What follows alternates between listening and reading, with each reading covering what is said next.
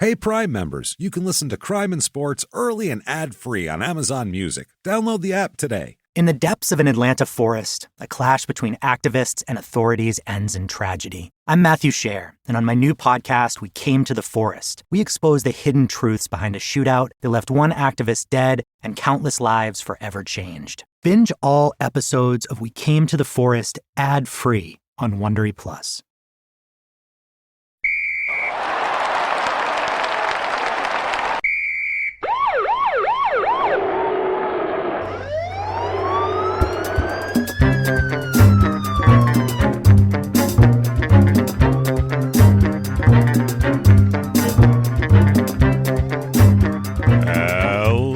Everybody, and welcome back to Crime and Sports. Yay! Oh, yay indeed, Jimmy. Yay indeed. My name is James Petrogallo. I'm here with my co-host. I'm Jimmy Wisman. Thank you, folks, so much for joining us today on another edition of Crime and Sports as we round the back stretch and head into the home stretch. I don't know what the fuck we're talking about. So either way, we're going, and we have...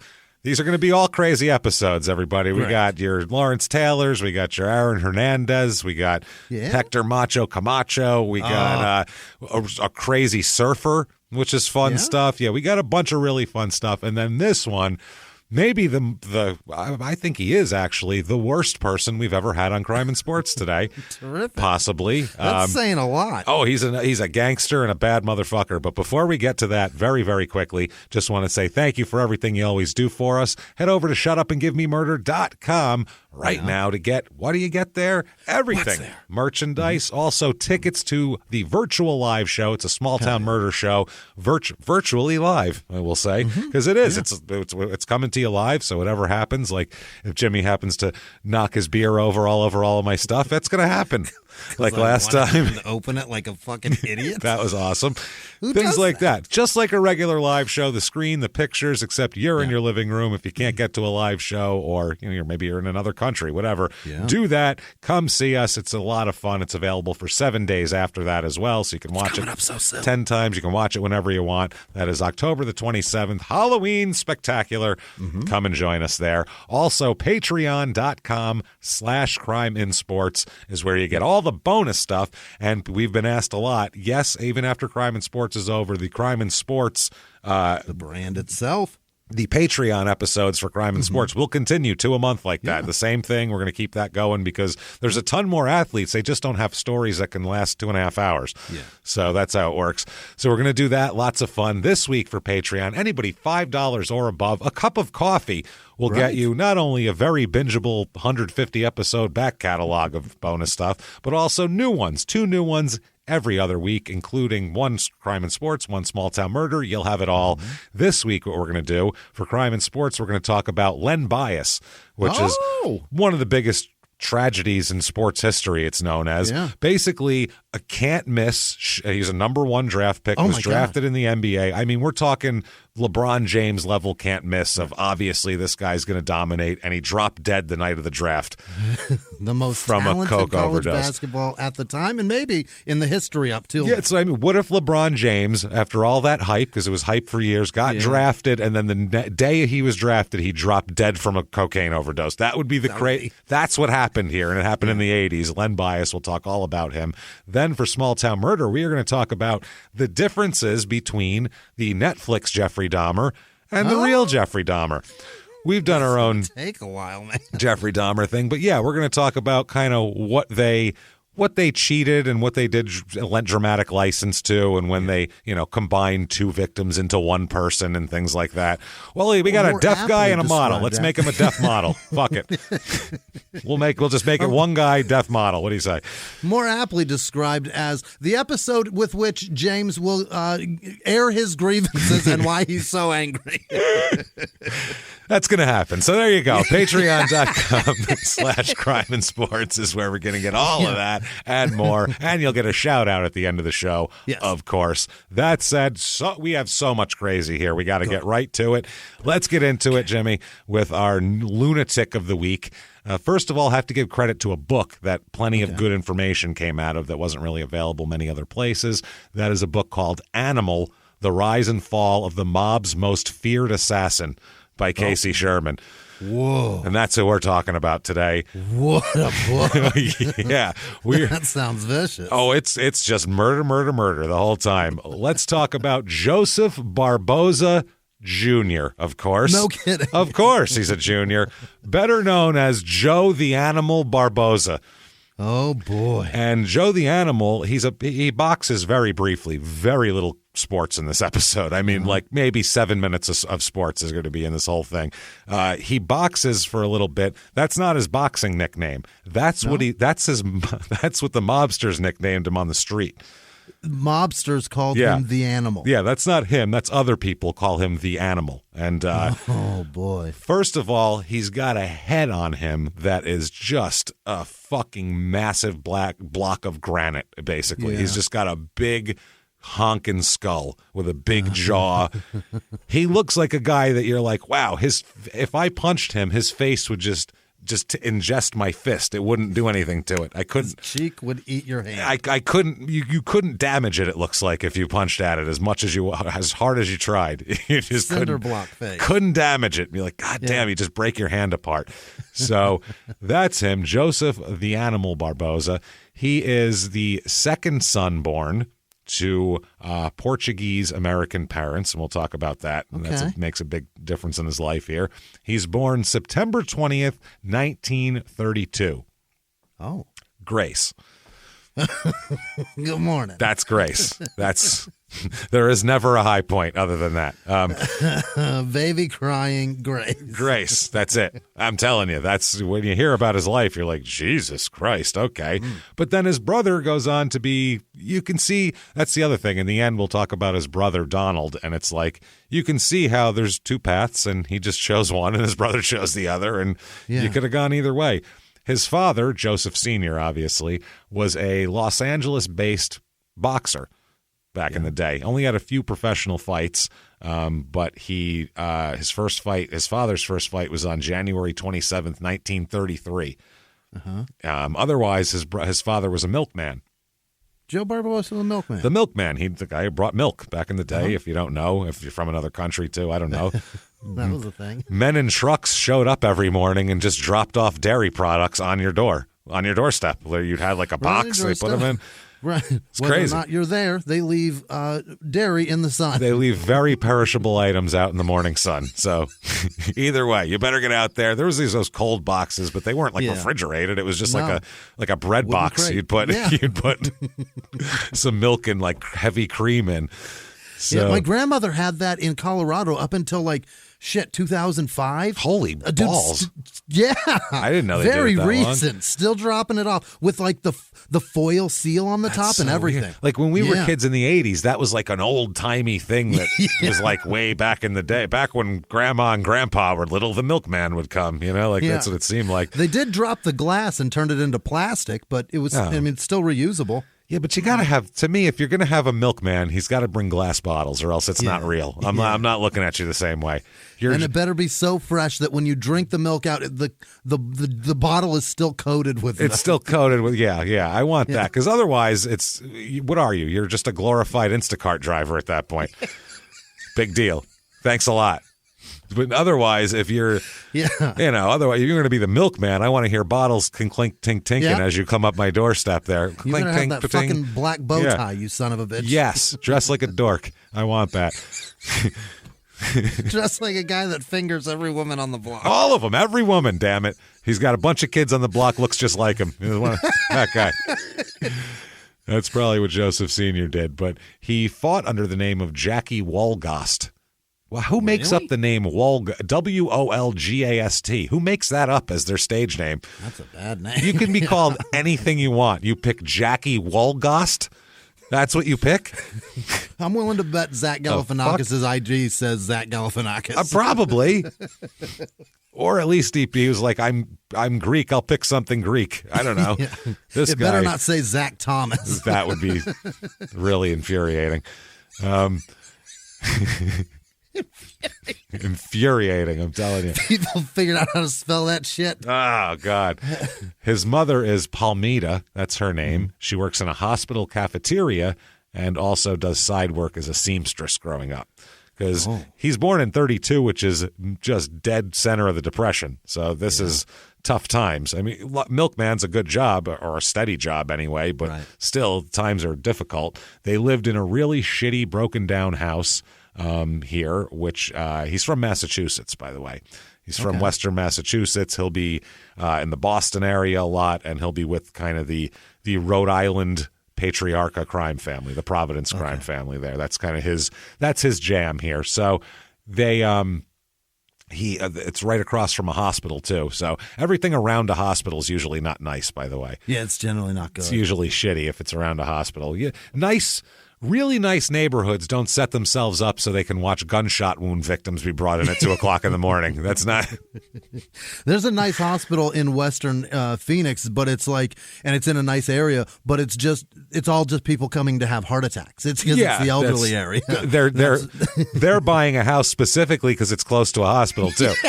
They're like, well, it's close to the hospital. When one of us inevitably has a stroke, it'll be a quick ride on the ambulance. It'll probably save us our motor skills. Let's do it.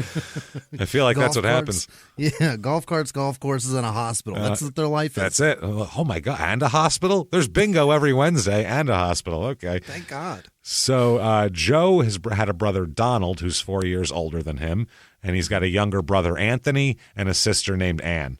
And Anne doesn't come until... 4 damn kids? Yeah, 4 kids. Anne doesn't come till later. She's the parents are in their 40s when Anne's born. So he keeps his milk fresh. Let's just say that. That sounds awful. That sounds brutal. You raise 3 kids and you're like, no.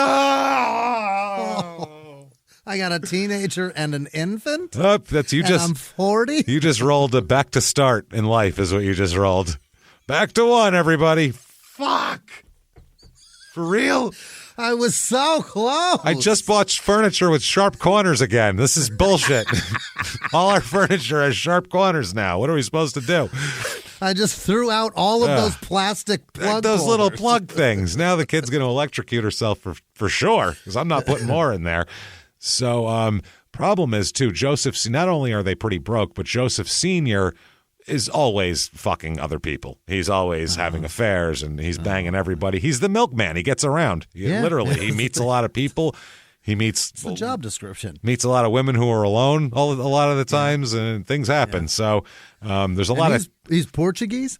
He's Portuguese, yeah. Oh, fiery. Portuguese man brings the milk? He bringing the milk, the Portuguese. There he is. Yeah. So there's a lot of fighting and everything like that. The fighting, apparently, they got married in 1927, his parents, and they were fighting right from the very beginning. Hell yeah. Always fighting.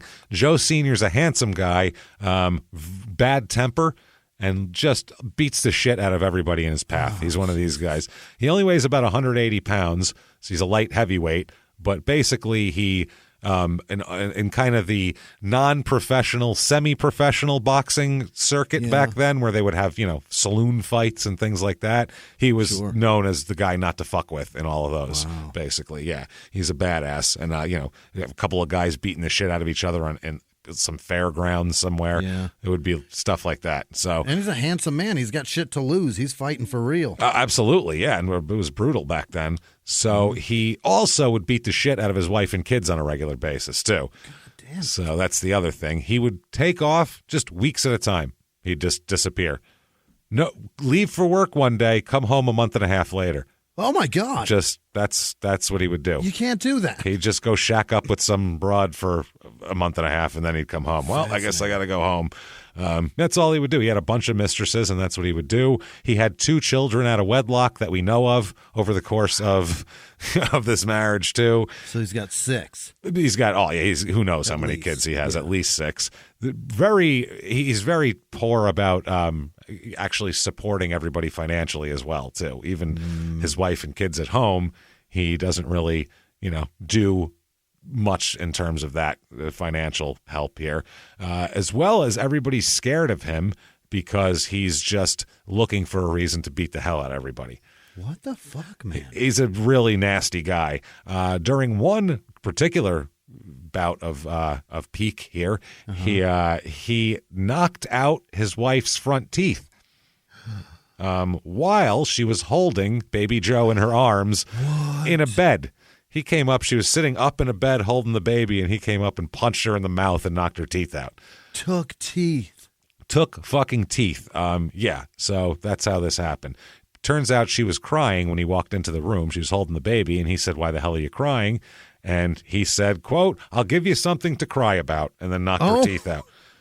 That old gem. Wasn't an argument. This wasn't a thing that built up for, not that there's an excuse, but it wasn't a thing that built up for 3. He just said, "Why are you crying?" And she didn't give an answer. So he was like, "I'll give you something to cry about," and knocked her teeth out with a punch. That is absolutely crazy. I would say, obviously. The next day, his younger brother Donald comes in and sees his mom all beat up, and she said, "Mom, what happened?" And she said, "Your father was chopping wood down in the cellar, and one of the logs popped loose and hit me by accident." That's a terrible story. And the kid was like, "Yeah, okay. I mean, you're a 4-year-old. That sounds feasible, right? You could see Bugs Bunny doing that." Sure. I mean, it could happen, you know? But that doesn't sound right at all. No. To a 4-year-old, though, it would sound totally fine, especially if your mom tells you it must be true. Yeah, you trust her. You trust her. You don't go, "I think Dad's beating the shit out of you again." Did you get that TRO like I told you about? Like he's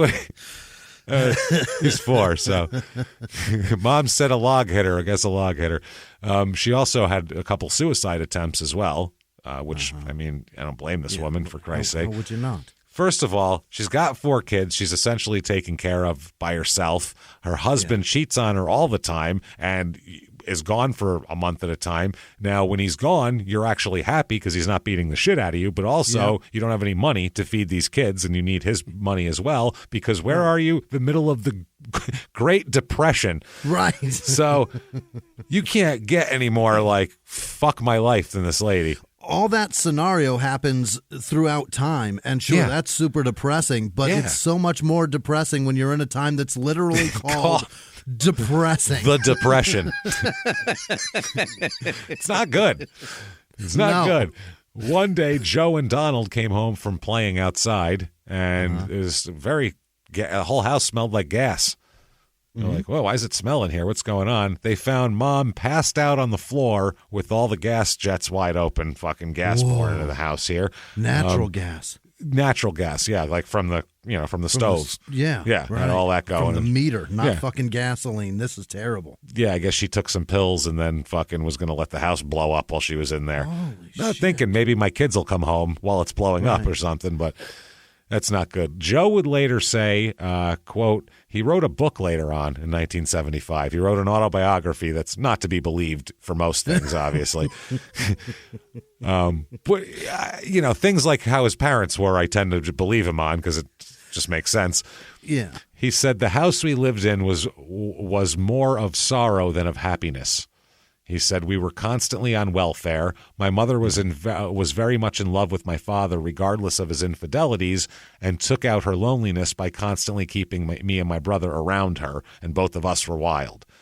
Jeez. So she wanted them always come here, stay close, and they were like, no, we're running the streets. So Mom was really, Mom's got some issues too. I mean, obviously not helping that Dad is beating the shit out of her constantly and using her love against her. So it's a lot of weird thing to learn.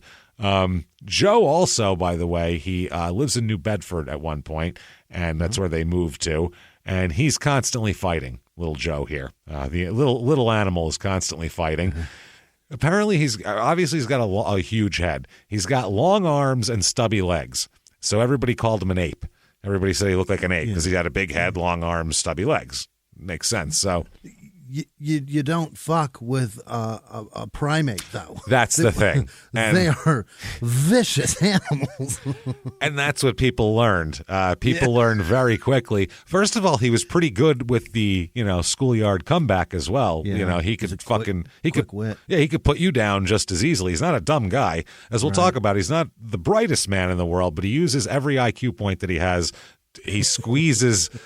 He squeezes every bit of intelligence out of it like you would squeeze oil from an olive. Like, put it that way. It's just so relatable. Yeah, squeezing it. It is. It's really relatable for both of us. So he is, but but he's known as, everybody calls him an ape. And so he'll come back with words, and then he'll come back with beating the shit out of you in the style that he learned from his dad. Tuck your chin to your chest so you can't get knocked out, your head doesn't move, and then just fucking drop bombs. That's it, drop bombs. And he's a big, tough guy, and he would do that. Everybody after a while said, maybe don't call him an ape to his face, because he'll beat the shit out of you. He'll punch you in yours. Yeah, and then girls as well would like him as well, because he had confidence and he was pretty tough. So back then that was considered pretty damn cool in the early 40s, Safe. In the mid 40s. Yeah. So one point here, he's at a Halloween dance. Okay. And he's a child, probably 13, 12, 13, something like that. Did he go as a shower? Why? That would be great. He went as a shower. That's a great reference. So he approaches a girl here from the neighborhood who he likes as an attractive young lady. She's dressed as a Polynesian princess. She's got the grass skirt and the coconut bra on and all that kind of shit. I like that. So he goes over, and the thing to do here would be to say, would you like to dance? Being that it's a dance. So there's an easy way to break the ice here by asking if someone would like to dance, and then you can take them out and dance. He chose a different route. Let's call it the back road here. This is a choose your own adventure, and he doesn't know it? This is as a teenager, imagine thinking of this. He just grabbed the coconut shells being used as a bra and flipped them over. Just grabbed them and flipped them up. So the girl's tits fell out in the middle of the dance. This poor little girl, she's a poor teenage child, has her tits out. Yeah, I would have never thought to do that. So she screamed, obviously, and covered herself up. And it's the 40s, too. It's not like, it's not an Instagram stunt where she would, she'd be in on it. And like, this is an actual thing, that an assault, for Christ's sake. She screams, and luckily for her, she has many brothers who are there at the dance as well. Oh, fuck. They hear her little sister scream and covering up her chest, and some kids standing by. They go, let's go beat the shit out of that ape kid. And they fucking, Joe takes off and runs away, obviously, jets off. And as shower curtain falling off. He's ditched that a long time ago. And so he's as the brothers are chasing him out of the thing, they're yelling to everybody, hey, this girl, she's trying to go after my sister. So basically half the dance comes with them. So now he has like almost a pitchfork and torch angry mob behind him, chasing him down the street. So. This is what happens, you know what I mean? So everybody's chasing him. They chased him halfway across town. I mean, this is blocks, multiple blocks. He's heading chain link fences and shit, James. Sidewalks, alleys, chain link fences.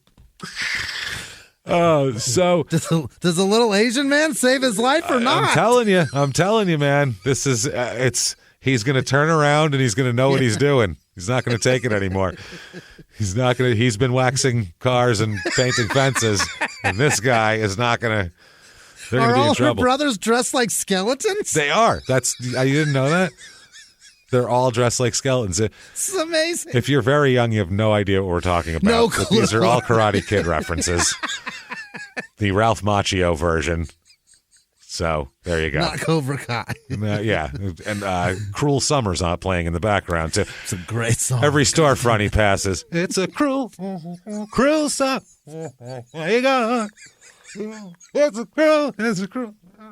Just that's open storefronts as he goes by. Yeah. He hears just like a flash of it.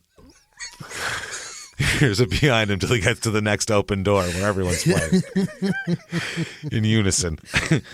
So he's running toward the waterfront where he somehow escapes the angry mob. Wow. He went up and hid somewhere, and all these people didn't he thought it was hilarious later on. He's like, it was funny. I felt like Quasimodo. It was funny. Just chasing me through the streets. Saw a pair of two young titties and sometimes you see titties and you're like, hey, I'll get chased through the streets and be in fear for my life over this. This makes sense. I'll assault this young lady. Sometimes adolescent tits are worth the run. Oh, man. Jesus Christ.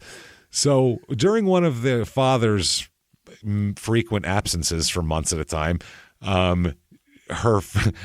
his mother found out where he was shacked up and with whom he was shacked up, some woman. So she takes the boys, Donald and Joe, and waits down the street and says, go to that house and go find your father and tell him, I want to fucking talk to him. Tell him, get your ass out of here, basically. What? So, yeah, send the kids in there to go, hey, Dad, you got to come home. Back then, you'd send kids to go find the father. That's my mother's job all the time. My grandfather was I won't get into the whole thing, but his office was a bar at the end of the street, basically. Yeah. So when my grandmother wanted to find him, it was my mother's job in the Bronx to go fucking walk. And this is, in the 60s in New York. It's a Bronx tale. She'd walk into the bar and go look and try to find him amongst all the Italians while they're gambling and smoking and all that kind of shit. Wow. And she'd go find him and bring him home. Hey, she wants you. And she'd go, tell her I'll be there in a minute. And that's how it would work. So this is like a normal thing. Go tell your father to come home, right? So Joe found his father in the backyard of the house hanging out with his girlfriend, some lady named Cecilia. And he said, I told him that I wanted to see him. Hey, Dad, I want to see you. What are you doing here? Yeah. And he said, quote, he looked at me with anger in his eyes and said, get out of here, you little bastard. Which... What? You're making me a bastard. Don't you understand that? It's a self-fulfilling prophecy. Do you know what a bastard is? It's your fault. That's what I mean. You're doing this. You can't do this. And he said, the irony. And then he turned and left. He couldn't take it anymore. He turned and screamed, the irony. Ah. He just started choking because the irony was so thick. Then he got into Shakespeare. It was very different. No, he said, I turned around blindly and ran down the street. I couldn't stop crying. So, I can't imagine. It was a life lesson. So when his dad ended up coming home eventually, another week or so, he felt a little bit bad that he called his kid a little bastard and told him to get out of here. It's pretty ugly, yeah. So he bought him a pigeon to make up for it. What? Here you go, kid. Have a filthy animal. There you are. Here, here's a bird. Yeah, it's probably got disease, so be careful. All right. But I bought you something that's very free. Well, in New York, you would buy pigeons from people who would keep in New York and in the Northeast back then. Immigrants and later on, like Mike Tyson did it too. Yeah, pigeons are a big you keep pigeons in coops on rooftops and shit. And homing pigeons. They train them to come back, and there's a whole thing that they train them to do. So you buy pigeons from people that do that sort of thing. So. He might have bought him one of those. Not the most attractive bird to look at. Yeah, he said though that he hated it because it didn't make up for what his dad did, and he was like, "Fuck this bird and fuck this guy." Yeah, and every time you look at it, you hear "bastard" in your head. You little bastard. He named the bird Bastard. Actually, I don't know about that, but he said that was it. That day in the yard when his dad called him a little bastard, said he really never forgave his dad. He said, "quote The punk broke my heart." Oh, so Jesus. He was done. Once he's a teenager here, he gets together a little gang, little street gang like everybody had, back then. And they were a bunch of poor kids that would go steal from, they had a thing set up where they would distract people and then steal from stores. That's how they would do it. And then they go fence whatever they stole and make a couple of bucks, basically. So they would try to get like a watch or a piece of jewelry or something like that that they could actually make some money off of. So that's all they would do, get it in their pockets, and then everybody would take off and run. And eventually, though, out of that, they started getting ballsy, and they started figuring out how to pick locks. Oh. Once they did that, they would start breaking into places at night, and instead of stealing one thing, they'd steal a shitload of things and make more money, basically. Joe thought that, well, if he does it at night, it cuts down the risk of getting caught, too, because there's less people seeing us and all that kind of thing. Cover of darkness, sure. But the problem is anybody doing anything at midnight inside of a store stands out, whereas, you're not really hiding in plain sight at that point. You're standing out. So... at 13, he's arrested for the first time. Oh, shit. Like put in jail here on a charge of breaking and entering. So he is shipped to the Lyman School for Boys.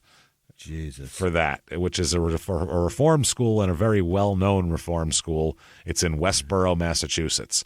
Is he stealing from the man, like a business, or was this a private they're breaking into property? They're breaking into businesses and stealing merchandise. is what they're doing, because they want stuff. They need to know that there's money to get. They break into a store. They know they have watches and jewelry and things like that. I just want to know if I should root for him or not, because if you're stealing from private citizens, if you're breaking into houses. Yeah. But if you're stealing from businesses, fuck, dude. How am I going to judge a poor person doing that? Yeah, I think they would have stole from houses if they knew where someone had something valuable, but they just didn't know who had what valuable because they were kids. So they knew that the store had valuable shit. Because later on, he's not above stealing from anybody, really. He's, he doesn't give a fuck, this guy. And I do realize the economical impact of stealing from businesses where that drives the fucking prices up, blah, blah, blah, whatever. Look, if people weren't fucking broke, they wouldn't have to do that. And obviously there are socioeconomical things that keep people broke. So, well, this was... Fuck the man is my point. Yeah, and these were kids, too. They're also 13 at this point, so they're going around trying to make a buck. His home life, not a lot of money here. And we've talked about, this is a very common crime and sports upbringing here.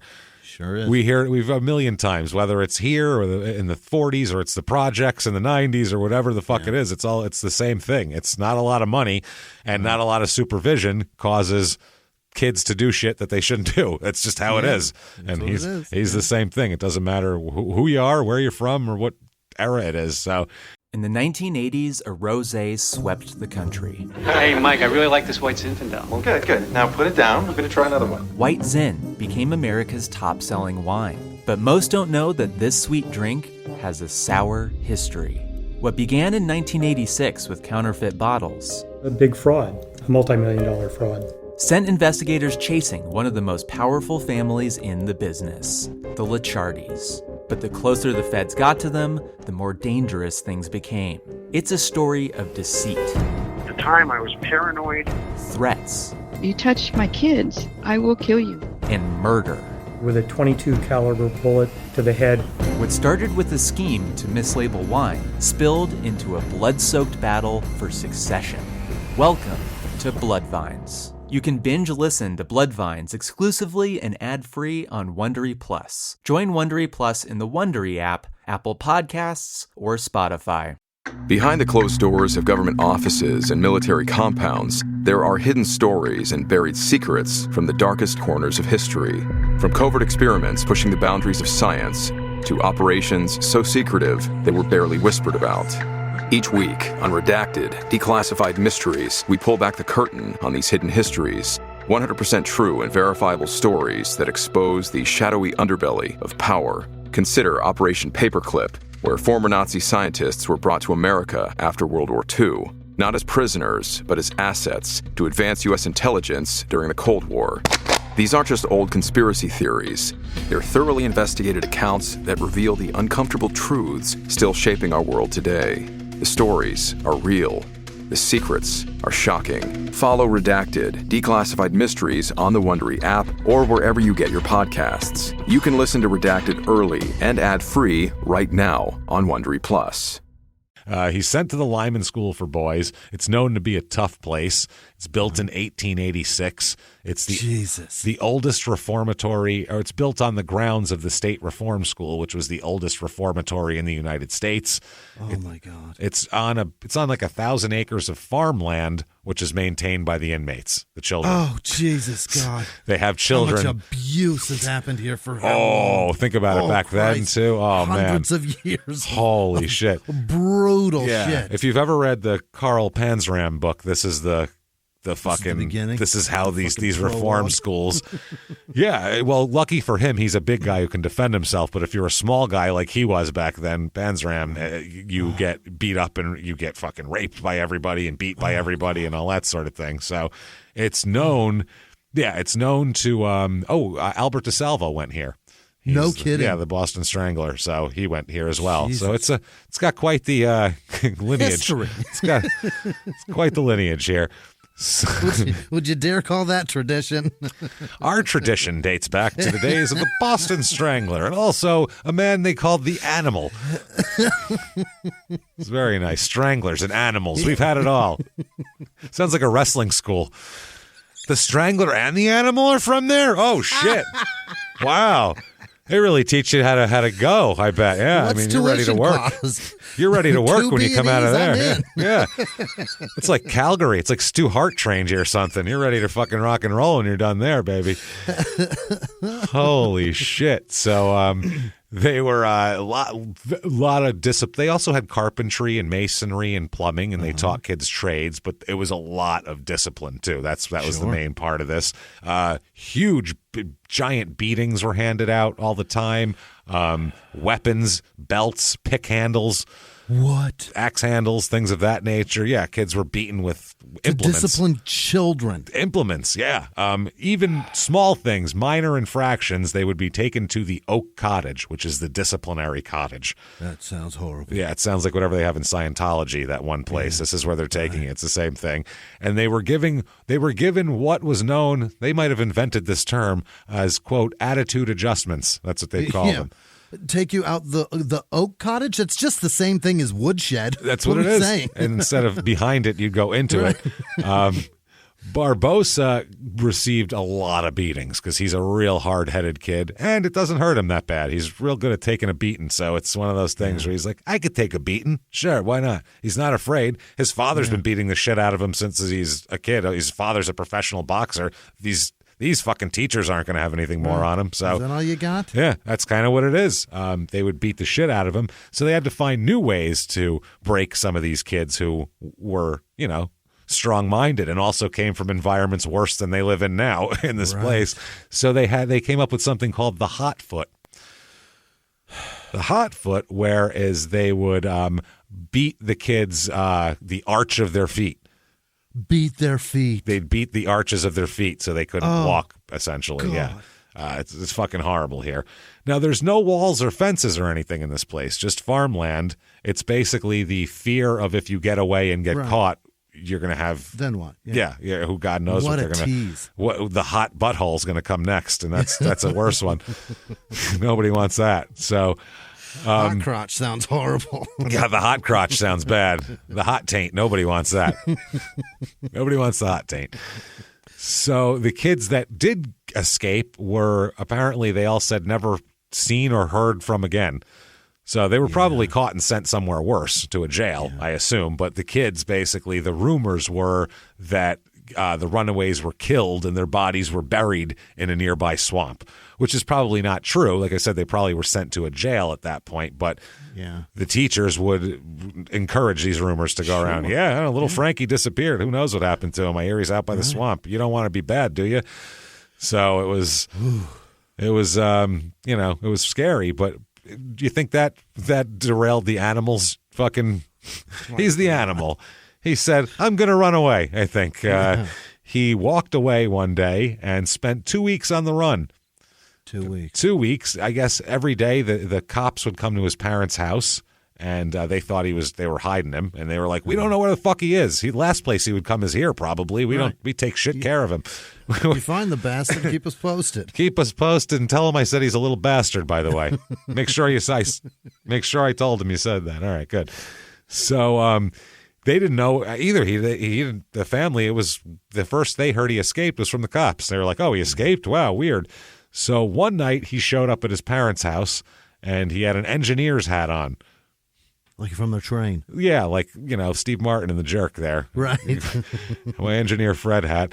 And they said, "Where the fuck have you been for 2 weeks? The cops are here every day." He said, "I found work selling vegetables from a cart on the street, so I'm good now." They were like, "What the fuck?" So they didn't call the cops, but they drove him back to the school the next day. Really? Yeah. Joe Sr. and his mom handed Joe over and said, here's Joe Jr. He's promised he's never going to escape again. I told him I'm going to fucking level him if he escapes again, this little bastard. Yeah. So go on, you little bastard. Get in there. We found the bastard, Joe the bastard Barboza. And they just drove away, and Joe was, of course, taken into the cottage and beaten and all that sort of thing. While he's there, though, he picks up boxing that's not just beating kids in a schoolyard. It's actual with gloves on and training a little bit. And he was really, really good at it. And they were like, Jesus Christ, this fucking kid. He's the last kid they wanted to be good at boxing. Right. What have we done? Yeah, so they were pissed off. So they put him in the ring with an older kid And they were like, here, this kid will beat him up and he won't want to do it anymore. Good. Yeah. So they put him in there. Joe beat the living shit out of this kid. Like, the kid had to be taken to the medical center. He was fucking, he was really, he pummeled this kid terribly. Joe's a mean, tough son of a bitch. He's just one of these guys. So, the coach ended up, I guess he ended up saying something wise-ass to the coach after that, like, who else you got? You know, what the fuck? I'll take them too. So he went into the locker room, and I guess the coach followed him into the locker room and just punched him, gave him attacked him from behind and beat the living shit out of him in the locker room. Sucker punched him, barefisted sucker punched him and just pummeled him. An adult beat up a child like that. So somehow, I guess, he ended up getting word to his family that this happened. The beatings in the cottage were one thing, but this was a cheap shot. You know what I mean? So somehow, I don't know why, but Joe Sr., who is a terrible man to his family, does all this shit. Only he's allowed to beat the shit out of his family, though. That's the thing that they're going to find out right now. That's what it is. Yeah. You don't beat my kids. I beat those little bastards, you motherfuckers. Yeah. So Joe Sr. got in his car and fucking peeled out of the driveway going down there to beat the living shit out of the teachers at the school. Wow. In front of the children, he challenged the coach and several other administrators standing by to fights. I'll kick all your asses.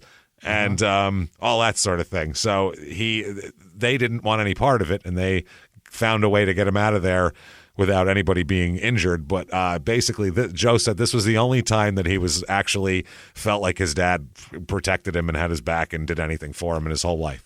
If there is a time for him to be a great father, he really showed up. It is, but it's also only when violence is needed. That's the thing. It's still, he didn't guide him in something. Yeah. He said, if you have a problem, what you do, you have to overcome it with more violence. That's what he said. And Joe was like, oh, I get it. I get it now. If they beat you, you beat them worse. Okay. I get it now. Had you been a great father before this incident, maybe I wouldn't have been here at all. That's it. So he gets in tons of fights. He'll say he was involved in more than 100 brawls while he was at Lyman here, saying he was constantly beating people up. So he gets out of the Lyman school, goes back to New Bedford, and he's still got to make some money. That's what he's trying to do here. So they had such little money at home that mom would sometimes bring home scraps from the hospital cafeteria that were left over for them to eat. That's what they ate.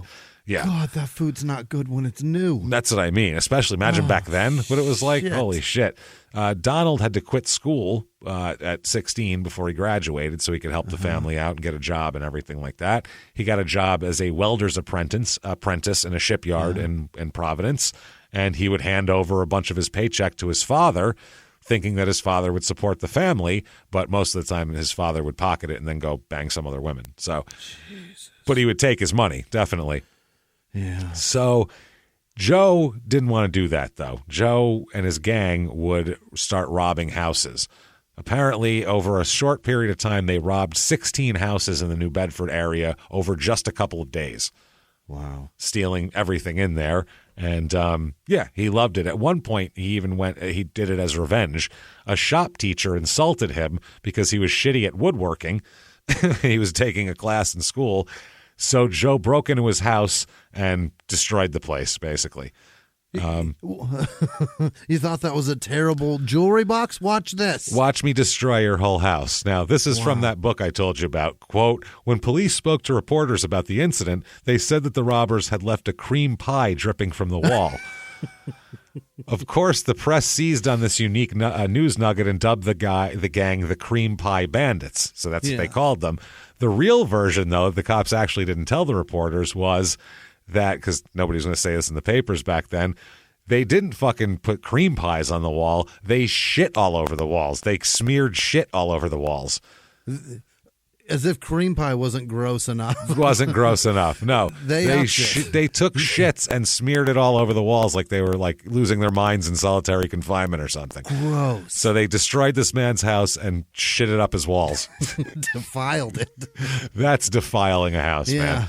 So on New Year's Eve, 1949, Joe Barboza is arrested for all these break-ins. He is called the leader of the Cream Pie Bandits, which sounds really hilarious. Cream Pie Bandits is really dressing up what they did. Yeah, just busting a house up and shitting all over it is really something, man. That's less of a cream pie than I've ever heard of. What if the cops told the reporters the truth? What would they have called them? You know what I mean? Would have been even better. Chocolate cream pies? I don't know. Chocolate cream pie bandits. Today, the cream pie bandits are way worse. Oh, yeah. They're really dangerous. Coming on everything. They're really dangerous. Whole lot of jizz in a little amount of time. I got more jizz than time, my friend. It's time to get busting. So if something was called cream pie on a porn site and you clicked it and it was just them rubbing shit everywhere, you'd never be attracted to that porn ever again. You'd never trust any porn again. You could never trust. Porn has to have a very honest relationship with you where it has to tell you exactly what's in it because no one wants to be surprised sexually. That's the thing. No, by the time you're doing that, you know what you like. So you're not like, oh, you know what? I didn't think I would like poop, but actually I do. That doesn't happen. Either you like that or you don't. So it has to be very specific. That's a horrible surprise when you hear cream pie and there's just shit on the wall. Nobody wants that. Oh, God. So he's 17 at this point, and he's too old for the Lyman School. They can't send him there, but he's too young for state prison as well. Okay. So what do? They give him, you, young man, may fuck off 5 years and 1 day in the Massachusetts Reformatory in Concord. Which I guess is like juvie jail. Yeah. This one is a real shithole. It's opened in 1884, so it's already old as shit. And it's been established as basically it's where guys under 30, criminals under 30 can learn a trade. It's people that are going to get out again, no life sentences or anything. So it's trying to teach them something. So Malcolm X went here. No kidding. There you go. Yeah, he was here as well when he got caught selling drugs back in the day. So he was first.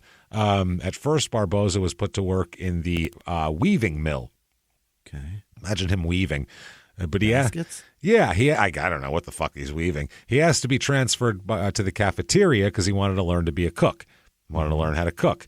So he lasts a couple days there because in the kitchen and this happens a lot of times, inmates with power run the kitchens because you control the food. So that's a lot of control that you can have. So that's how that works. So in the kitchen is an inmate who pretty much is he's the guy nobody fucks with in here. He's kind of the boss. Well, Joe breaks his face with one punch. They get in an argument. Yeah, this guy tries to strong arm Joe and Joe's not having it. He fucking absolutely levels this guy, broke his jaw in a couple different places and gets tossed into solitary confinement.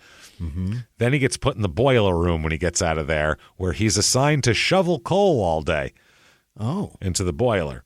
Now, they're trying to break him, but he loved it because, number one, everybody knew not to fuck with him now, and number two, he gets super strong from shoveling coal all day. He gave the man the weight room. That's what they did. He loves it. He thinks it's fucking great. He loves it. He can't wait to shovel coal because then he's even stronger. He's kicking ass. Either way, he gets sent over to the Norfolk prison colony here at the time. This is about a year in. And when he's there, there's a boxing ring there, and he can continue to learn to box. So that's what he does. He said he wanted to be better than his father at boxing. So, yeah, there was that. He hated his father at the time, too. He's training as a middleweight here, and he's beating the shit out of a lot of people. I mean, there's older people, bigger people, more experienced people, and he's beating them a lot. He's getting to spar. He's getting to work out. He's jumping rope. He's doing all that kind of shit. He's still bored, though. Yeah. Still pretty bored in there. You know what I mean? You know how it goes. It's kind of boring in jail. So, easy. Yeah, you can train, and then what do? You sit there all day? It's not like he's got, kids he's got to wrangle or anything like that. So he tries to find some drugs to do. Now, this was a time period when basically there's a lot of heroin going around. So this isn't meth. This is like heroin. So they don't mind. The jail generally is kind of lax on heroin because it's kind of they're supposed to bust it, but it's kind of an unspoken thing that if guys are high on heroin, you know what they're not doing? Causing trouble. Right. Yeah. They're pretty calm. They'd rather you be on the nod on your bunk than fucking, trying to stab one of the guards or something. So, right. With a fucking sharpened piece of spoon. So they pretty much look the other way when it comes to drugs. Wow. And it works that way with everybody except for Barboza. It has the opposite effect on him. He does drugs, he turns into a fucking maniac. He likes to sniff paint and sniff thinner and shit like that. Paint thinner is his big thing. Paint thinner will give you a buzz. I mean, obviously, it's fucking poison. That destroys your fucking brain. Oh, terrible for you. So anyway, one night, what he would do is he'd sniff paint and he'd turn into a psycho. It was like he was doing fucking dust and meth at the same time. That was the way it happened to him. So it's almost as if your brain cells are dying and struggling to live. And fighting each other. Right. Punching each other. So one night he sniffed a bunch of paint thinner and then just whipped up a prison revolt. Really? Yeah, he whips up a prison revolt and challenges the guards to fight him. So, okay, he waited in his cell, so there's a narrow entry point, and said, "Come on, motherfuckers, come get me." Okay. So they'd send a few guards in, and he's dropping guards as they come through the door left and right. He knows how to box now, too, so he's just fucking walloping these guys. He's very efficient now in his punches, so he's dropping one with one punch, one with another punch. And he's set up an area where he's got the advantage because he's like 300. Yeah, and they're pushing through, and he's hitting one, hitting the other. He's beating these guys' asses. Just dropping Persians. Just dropping them, man. So, and as he's doing it, too, he's fucking screaming at the other guards, calling their mothers cunts and their fucking wives, your wife's a fat pig and I'll fuck your girlfriend. And he's losing his mind and they keep coming and he keeps fucking bashing him. So after he beats the shit out of a few of them, they just stop coming. Yeah. And they're like, well, if he stays in there and we stay out here, eventually he'll come down and he'll probably chill the fuck out. So about 2 hours go by of him just shouting insults and challenging them to come in and all this sort of thing. And then his buzz wore off. Nice sobered up. And then, where am I? He was like, all right, I give up. And let him handcuff him as he was smiling and everything. Just was like, okay, sorry about that. Just had a... I got to be honest. I'm fucking rooting for the guy right now. He's nuts, right? He's awesome. He's crazy. The prison administrators called him beyond rehabilitation at that point. Oh, no. And he was transferred to Concord to serve out the remainder of his sentence, and he continues his boxing. He's also lifting weights and getting stronger. It's, frightening. He becomes he'll be a middleweight and a light heavyweight later on. Mm-hmm. So in that range, he is a big fucking guy. One guy, he ends up beating, he becomes the prison boxing champion. He beats a guy named Walter Rocky Stone, which if you're an old Jason Fuller will know this. We'll say that again. We've got to be a very specific wrestling fan, but there was an old jobber in WWF, and Christ, he was in AWA and NWA named Rocky Stone at the time. Not the same guy, I don't think, but he'd have been a lot younger, the wrestler. But either way, he would constantly... I guess he got along better with the jailers at Concord. He wouldn't at Norfolk. All he would do was taunt them and try to get them to fight him. Anybody from New Hampshire, we get it. It's Concord. Just leave James alone. Yeah, I don't care. Don't fuck with him. I don't care. You ever heard of a Concord grape? Look, it's your own fucking fault. Yeah. Well, just because you say Concord because you got that fucking accent doesn't mean that's how you say it. You have an accent. And in New York, water has an R, but you wouldn't know that by going to New York. Sorry. That's what anybody that says they're regional shit, I go, when you come to New York and say water, should I go, there's no R at the end of water here. No, because then I'm an asshole. So flip that back on yourself. Take your Concord, ball it up real tight, cram it up your ass. Don't care. Side, raise one leg. That's it. Don't give a fuck what you think about that. Get in there tight. Yeah, don't care. Okay. So he goes back to Concord. Go on. He goes there and he figures out that if you make friends with the guards, you can get them to do things for you, like sneak in drugs and booze and food and do all that kind of shit. He figures out how graft works here, basically. And he also had guys sneaking him in knives that he would sell to the other inmates. So he had a whole thing going on here. He loved a good prison riot, though. That's the one thing. He loved a good prison riot. He's involved in a couple of them, gets tossed into solitary for 30 days at one point, everything like that. When he gets out of solitary, they send him to a prison farm where he'll be isolated from the rest of the prison population. They kind of sent him to go farm alone. Go farm by yourself. He said he'd swim in a water reservoir that was nearby out there. He'd have a good old time. He'd steal chickens from the hen house and fry them up in the kitchen, the prison kitchen. So he's plucking and wow. Oh yeah, figuring all that sort of thing. He found they basically, the warden said that he would help get time shaved off his sentence if he would decide, he said, I'll make a deal with you, Joe. I'll help you get out of here earlier if you stop causing trouble. Deal? So Joe said, sure. And then, of course, he didn't do it, clearly. One night, he was drinking a bunch of booze in the boiler room with the other guys. Yeah. And when they're drunk, he convinces them to escape. Joe. Let's escape, all right? So they overpower some guards, tie them up, and steal a car and escape the jail. So they drive around. They're heading for Boston, basically. They're driving around. They're shit-faced, whooping it up. Their car breaks down, their stolen car. Of course it does. So they abandon it and steal another car. Joe punched the driver and yanked him out, and then they just took the car. That's not stealing a car. That's carjacking. That's carjacking. Yeah, that's what that is. 40s or 50s carjacking. Unarmed carjacking. He just punched a guy. Pow, get out of the car. So he ends up being picked up in Revere the next day. And there you go. While they take him in, they arrest him, take him in. He's getting processed. As they're processing him, he's got to take his mugshot. He knocks the photographer out who is trying to take his mugshot. Now I've lost all respect for him. He's fucking crazy. This will go on his whole life. Even when he's in court, reporters try to take pictures of him. He threatens to kill them. He doesn't ever want his picture taken. What's the deal with that? He's a very, very weird man. So he's brought back to Concord, placed into solitary confinement again. One of the guards that he tied up during his escape paid him a visit here, and the guard was embarrassed, and he said, fuck you for making me look like an asshole and all this type of thing, and you motherfucker, you made me look like a jerk. Easy.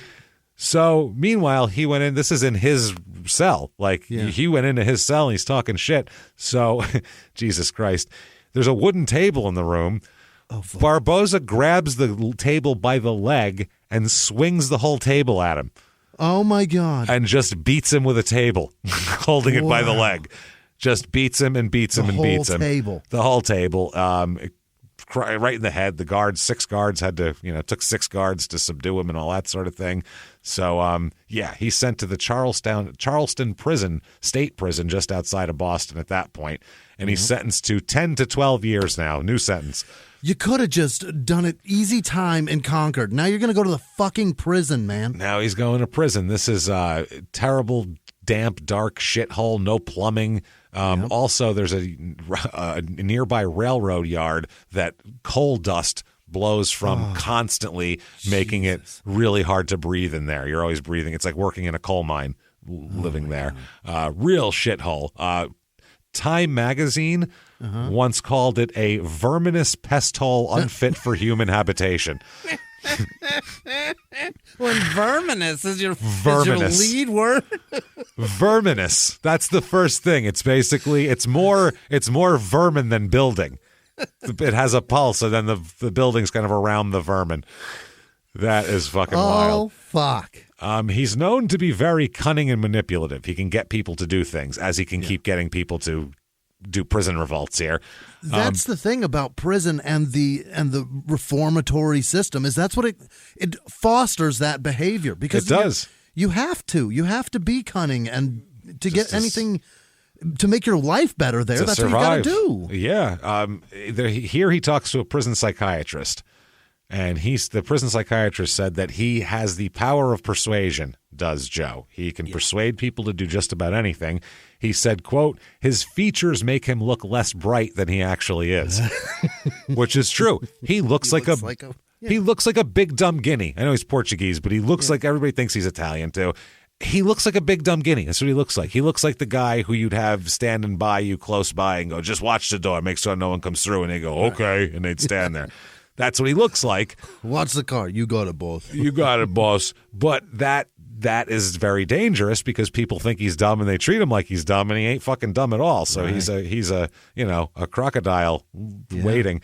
So the psychiatrist wrote, his IQ is of the order of 90 to 100, which is in the average range. Yeah. It's average. And he has the intellectual ability to do well in a moderately skilled profession. The psychiatrist also wrote that he had a, quote, sociopathic personality disturbance and that there's a great possibility for further antisocial behavior in the future. Right. Boy, that is, more correct could a person never ever be in an assessment. Like, talk about predicting the future. Imagine if he never huffed gas, James. He probably would be so much smarter. Probably, yeah. He'd be a lot smarter. He's still crafty, though, and very street smart and shit like that. But holy shit, man, that is antisocial behavior. We'll find out later on that this is his FBI statistic. I'll give it to you now. The FBI has him for 26 murders. So would you call that antisocial? You think? Very much so. I think, killing a quarter of the population of the last town we did on Small Town Murders, probably antisocial, I would say here. Yeah. And that's just what they're pretty sure about. That's not what may have happened. So that's a little foreshadowing of what's going to happen here. So in jail here at Charlestown, it's pretty short-lived here as there's a prisoner revolt again that he's right in the middle of. There's an 82-hour standoff with authorities, which was the second longest standoff in U.S. history at the time it happened. 4 days? That's a long time. Yeah, that's almost 4 days. So Barboza here, though, he wasn't in the middle of it. He was just, kind of off to the side of it. He wasn't one of the organizers or anything. So this was 4 armed prisoners held 6 fellow inmates and 5 guards hostage in this whole thing. Anyway, later on, there's reform to this prison and all sorts of shit like that. And they, knocked it down and they built another prison. And this was part of it. So he wants to get out, though, once he's there. During an inmate evaluation, prior to his appearance before the parole board, a psychiatrist said this. Quote, he's a 26-year-old man serving a 10 to 12-year sentence for a series of offenses occurring on and after an escape from Concord in 1954. A review of his record reveals that he has a difficulty with the law since the age of 10. Oh, my. And has either been at Lyman School or in correctional institutions since then. His behavior has been poor. He has a 6th grade education. Wow. 26 years old. However, he has conformed better since 1956. During the present interview, he is pleasant, answers questions relevantly and coherently, and is in good contact, and shows no evidence of mental disease. He states that he has learned a few things and that he's grown up and realizes that his previous behavior was childish. I don't think I'd call what he's been doing childish. No. Challenging guards to come get some as you knock them out one at a time. That's not childish. That's it's maybe immature, but not childish. So in June of 1958, he is released from prison on parole. Really? Yep. Donald picks him up and from jail. Yep. His brother drives him back to New Bedford here. And now Joe, though, has a girlfriend at this point. A woman named Philomena Termini. Oh. Yeah, Philomena, Faye, she goes by, is 16 years older than Joe.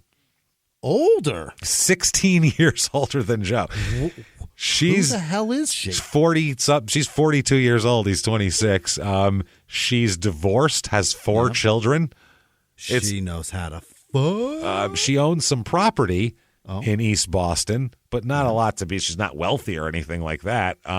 He just said that she'd been writing him in prison. He'd never say how he met her.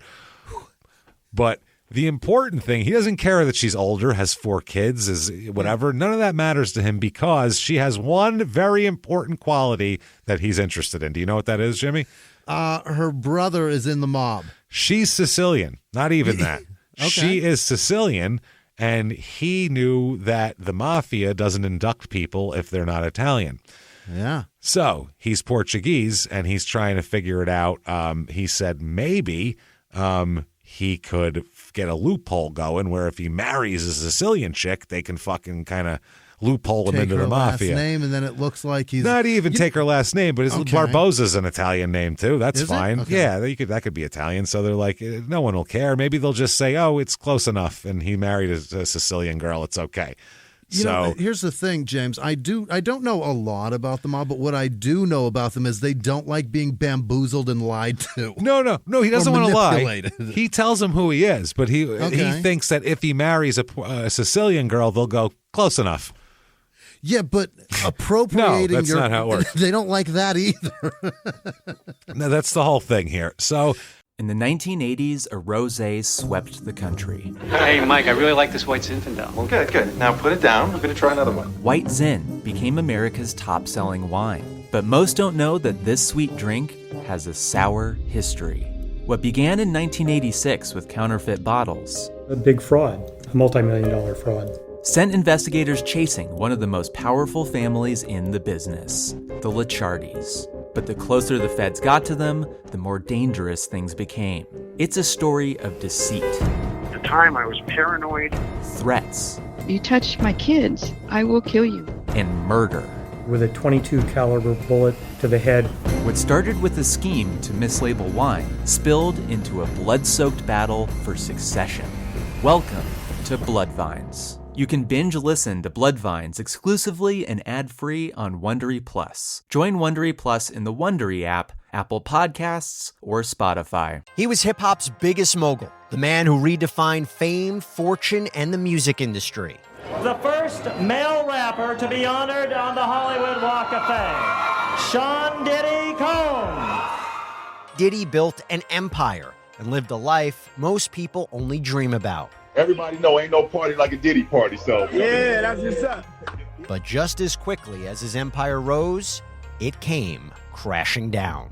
Today I'm announcing the unsealing of a 3-count indictment, charging Sean Combs with racketeering conspiracy, sex trafficking, interstate transportation for prostitution. I was up. I hit rock bottom, but I make no excuses. I'm disgusted. I'm so sorry. Until you're wearing an orange jumpsuit, it's not real. Now it's real.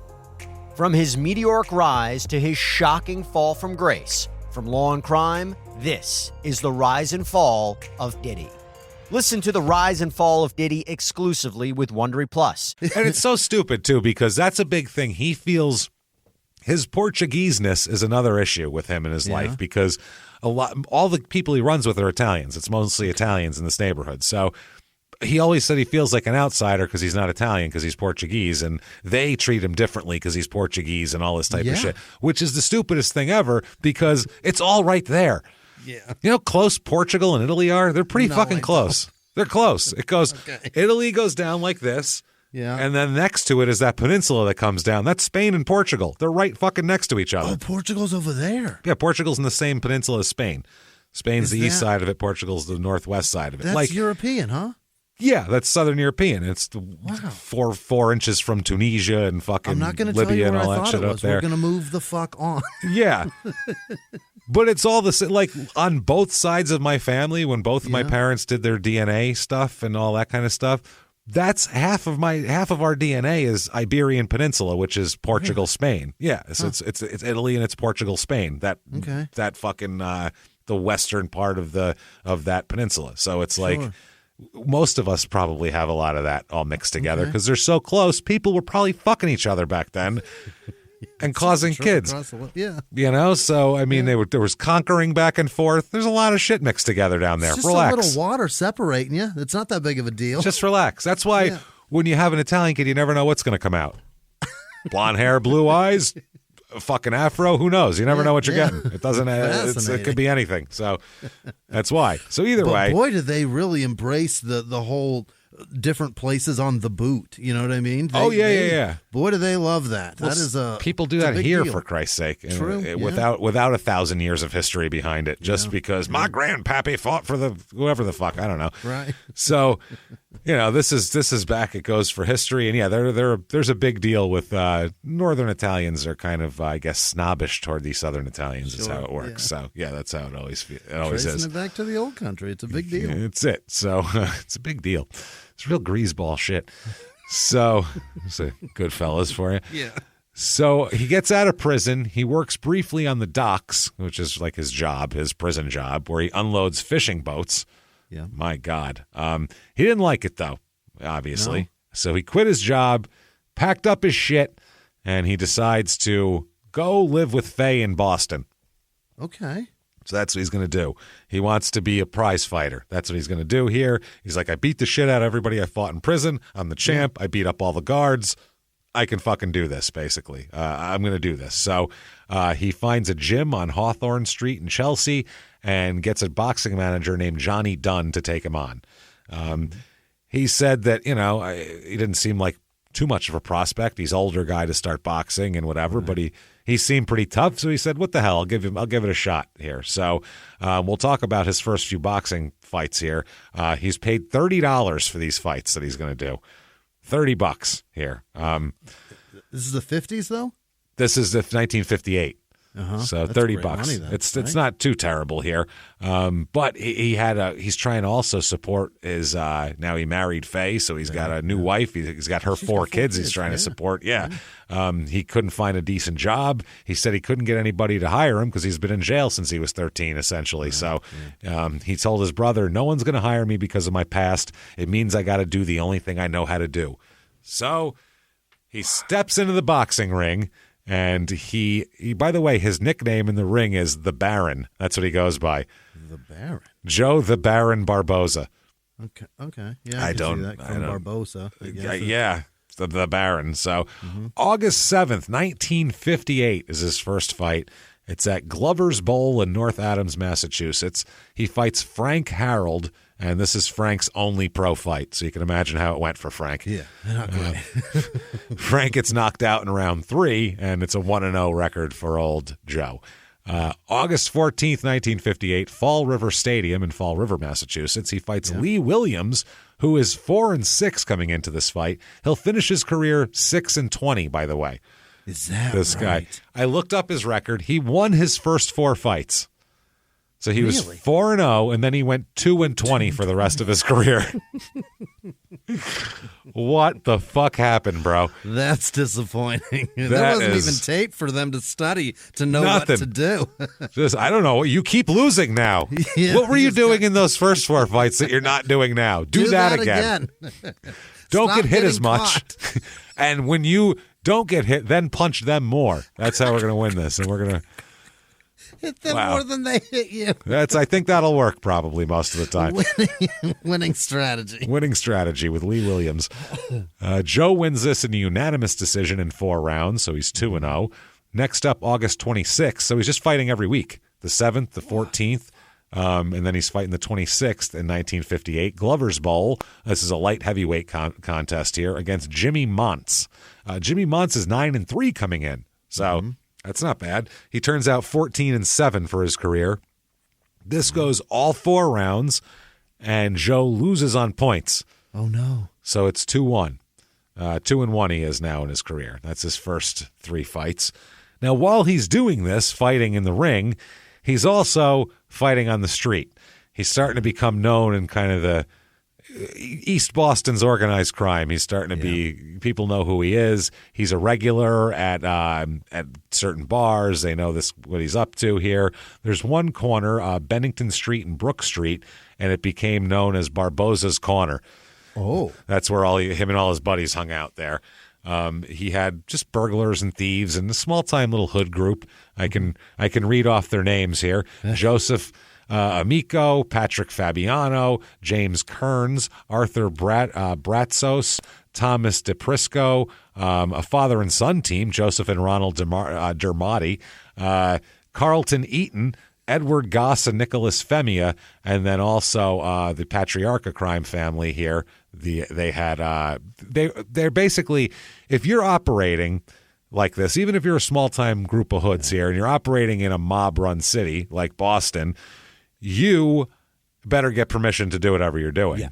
Or else you're not going to do it very fucking long because you're going to shake down the wrong person and then they're going to kill you. Disappear. Yeah. So basically, they're kind of a known entity and they're being overseen, just kind of making sure they don't fuck up by a guy named Stephen Flemmy, who is known as the Rifleman. Do I know that? I think I know that name. Flemmi. I think I do. No, they call him the Rifleman. So you don't want to piss off the Rifleman, probably. That sounds so familiar. What did he do? I don't know if he's a mob guy from back. He's a random mob guy. He wasn't a very popular guy? Not I feel like that's not a guy you would have. Guy.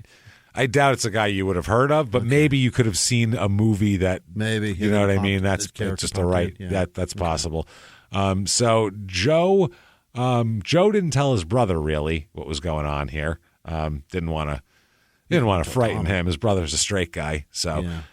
He's arrested, though. Within 3 months, he's arrested for breaking into a house or trying to break into a house. The cops are arresting him. He's saying, I didn't do nothing. But then they found a ton of burglary tools in his possession. So they're like, well, you were trying to do something. He has given you, sir, may fuck off, a 3 to 5 year sentence back at Walpole now. At Walpole now. Which is the new prison they built to take down the old prison, the verminous pest hole. Oh, so he was at Walpole for a little bit before then. Yeah, when they transferred it here. He had recently applied for a boxing license through the Massachusetts State Boxing Commission, but then he got to jail and he couldn't fucking get it again now. So once in prison, the warden offered him a deal. Basically, tell you what, I'll give you easy work outside the prison walls if you don't cause me trouble.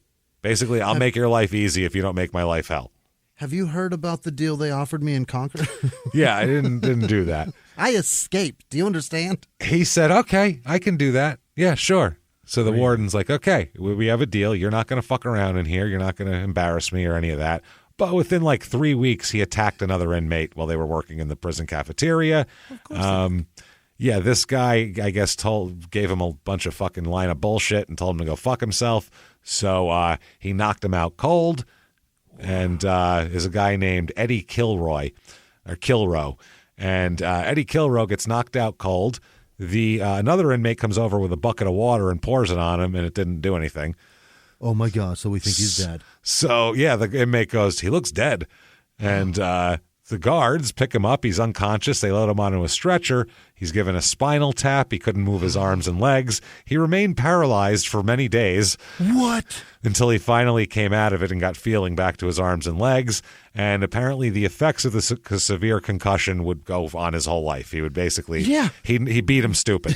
He neurologically damaged this man. That was like the biggest sack ever. Well, CTE in one sack. Yeah. Fucked his ass up.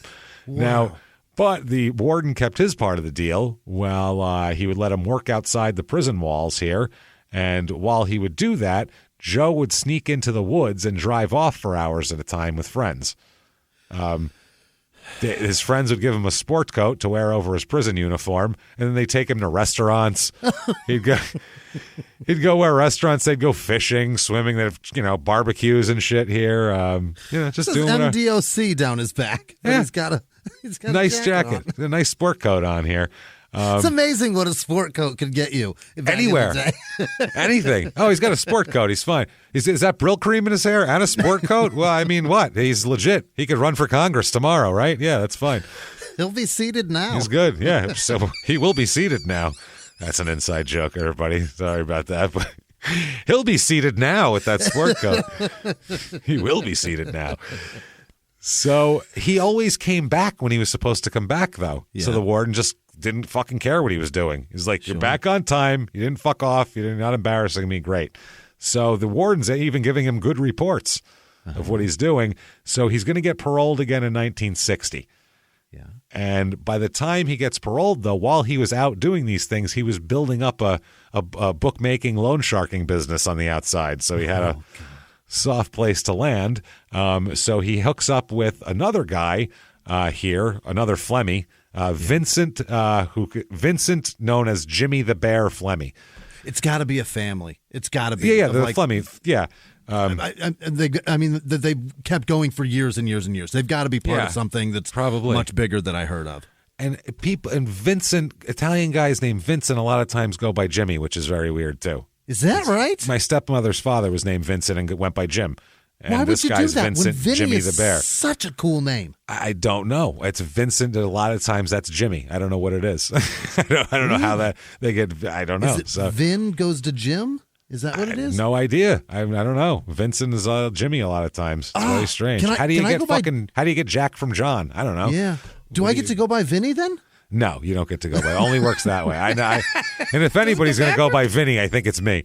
Can you go by Vinny? I don't think I can. It's a great fucking name. It's not a good name if you're Italian and you're named Vinny. It's just you're fucked. Everyone's come on. I can hide with my first name. Once they find out my last name, the jig is up. You know what I'm saying? Can't hide. I've always Gus and Vin. I love them. They're great. Maybe we should just do that. I'll go by Gus. You know how many people in my family are named Vinny, Jimmy?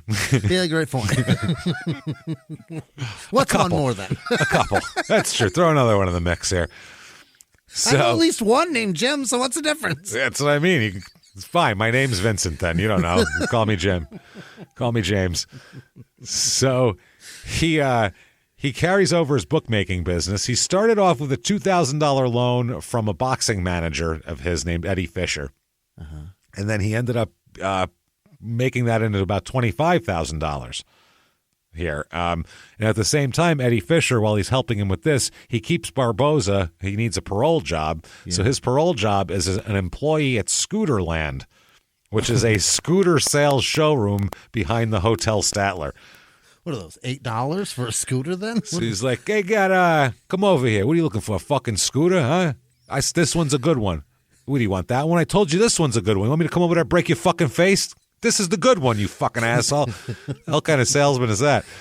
But he's an Italian selling scooters. How fucking on the nose is that? I got a scooter for you. Yeah, no shit, right? It's not a Vespa place, but yeah. So he worked there for 9 months and was even promoted to assistant manager, even though he was only there about 3 times in 9 months. He's still promoted to assistant manager. Showed up 3 days. Employee of the month. Here he is. He's never there. Who's that guy? I've never seen him before. Don't worry about it. He's the employee of the month, all right? Don't fucking worry about nothing. How infrequent is anybody showing up if 3 days gets you a promotion? Well, this is a no-show parole job. This is a favor for a friend. So this makes it look, now he can go to his parole officer. He even got a promotion.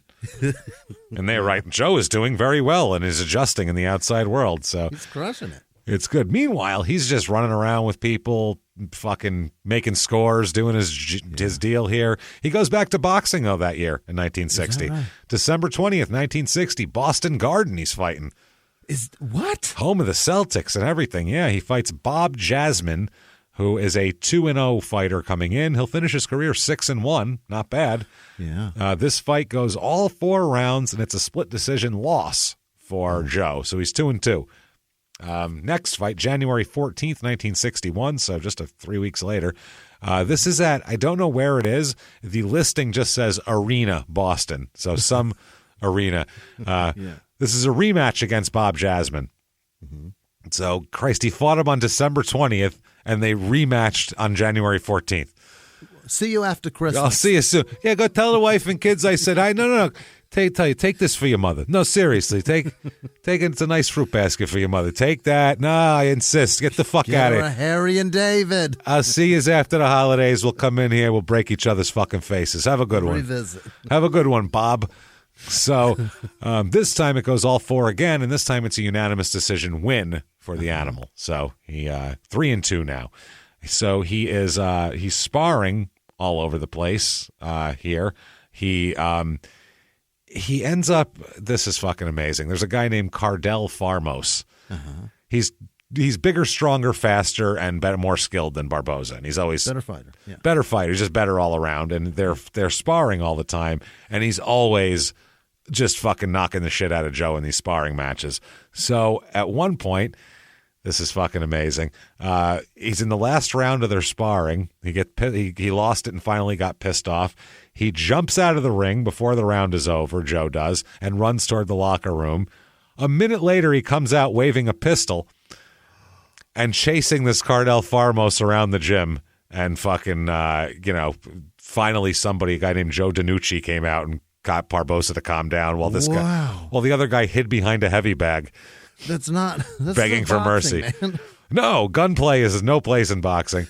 Yeah. Next up, March 21st, 1961, at Arena again, he fights Bob Barden. He's only fighting men named Bob now. He's from now on. That's it. Only Bobs. I won't fight any Jims or Pauls or Franks. Only a Bob. Till I get to the one with the big boy. That's it. Take it out on him for his fucking bad buffet. Finally, the leader of Bob. That fat fuck. That fat cherub-faced cocksucker. I'll get him. I'll find him. So Bob Barden's 0-0 coming in. First fight, debut, and his whole career he finishes 0-1. So it didn't go well for him. Yeah. First round knockout win for the animal here. 4-2 for Joe.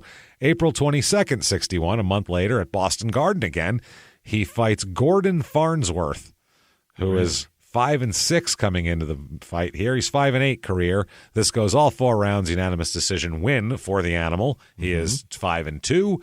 May 23rd, 1961, the next month, he fights Joe Hill. If ever a man could use a nickname, it's Joe Hill. Yeah. Holy shit.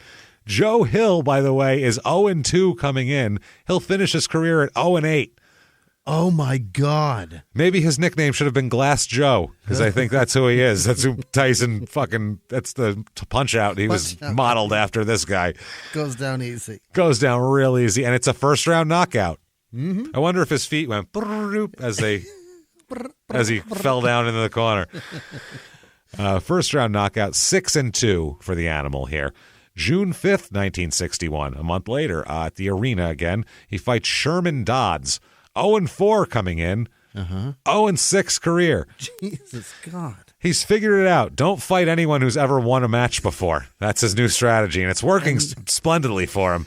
And continue that streak for them. Just keep doing that. Yeah, keep fighting guys who can't beat others.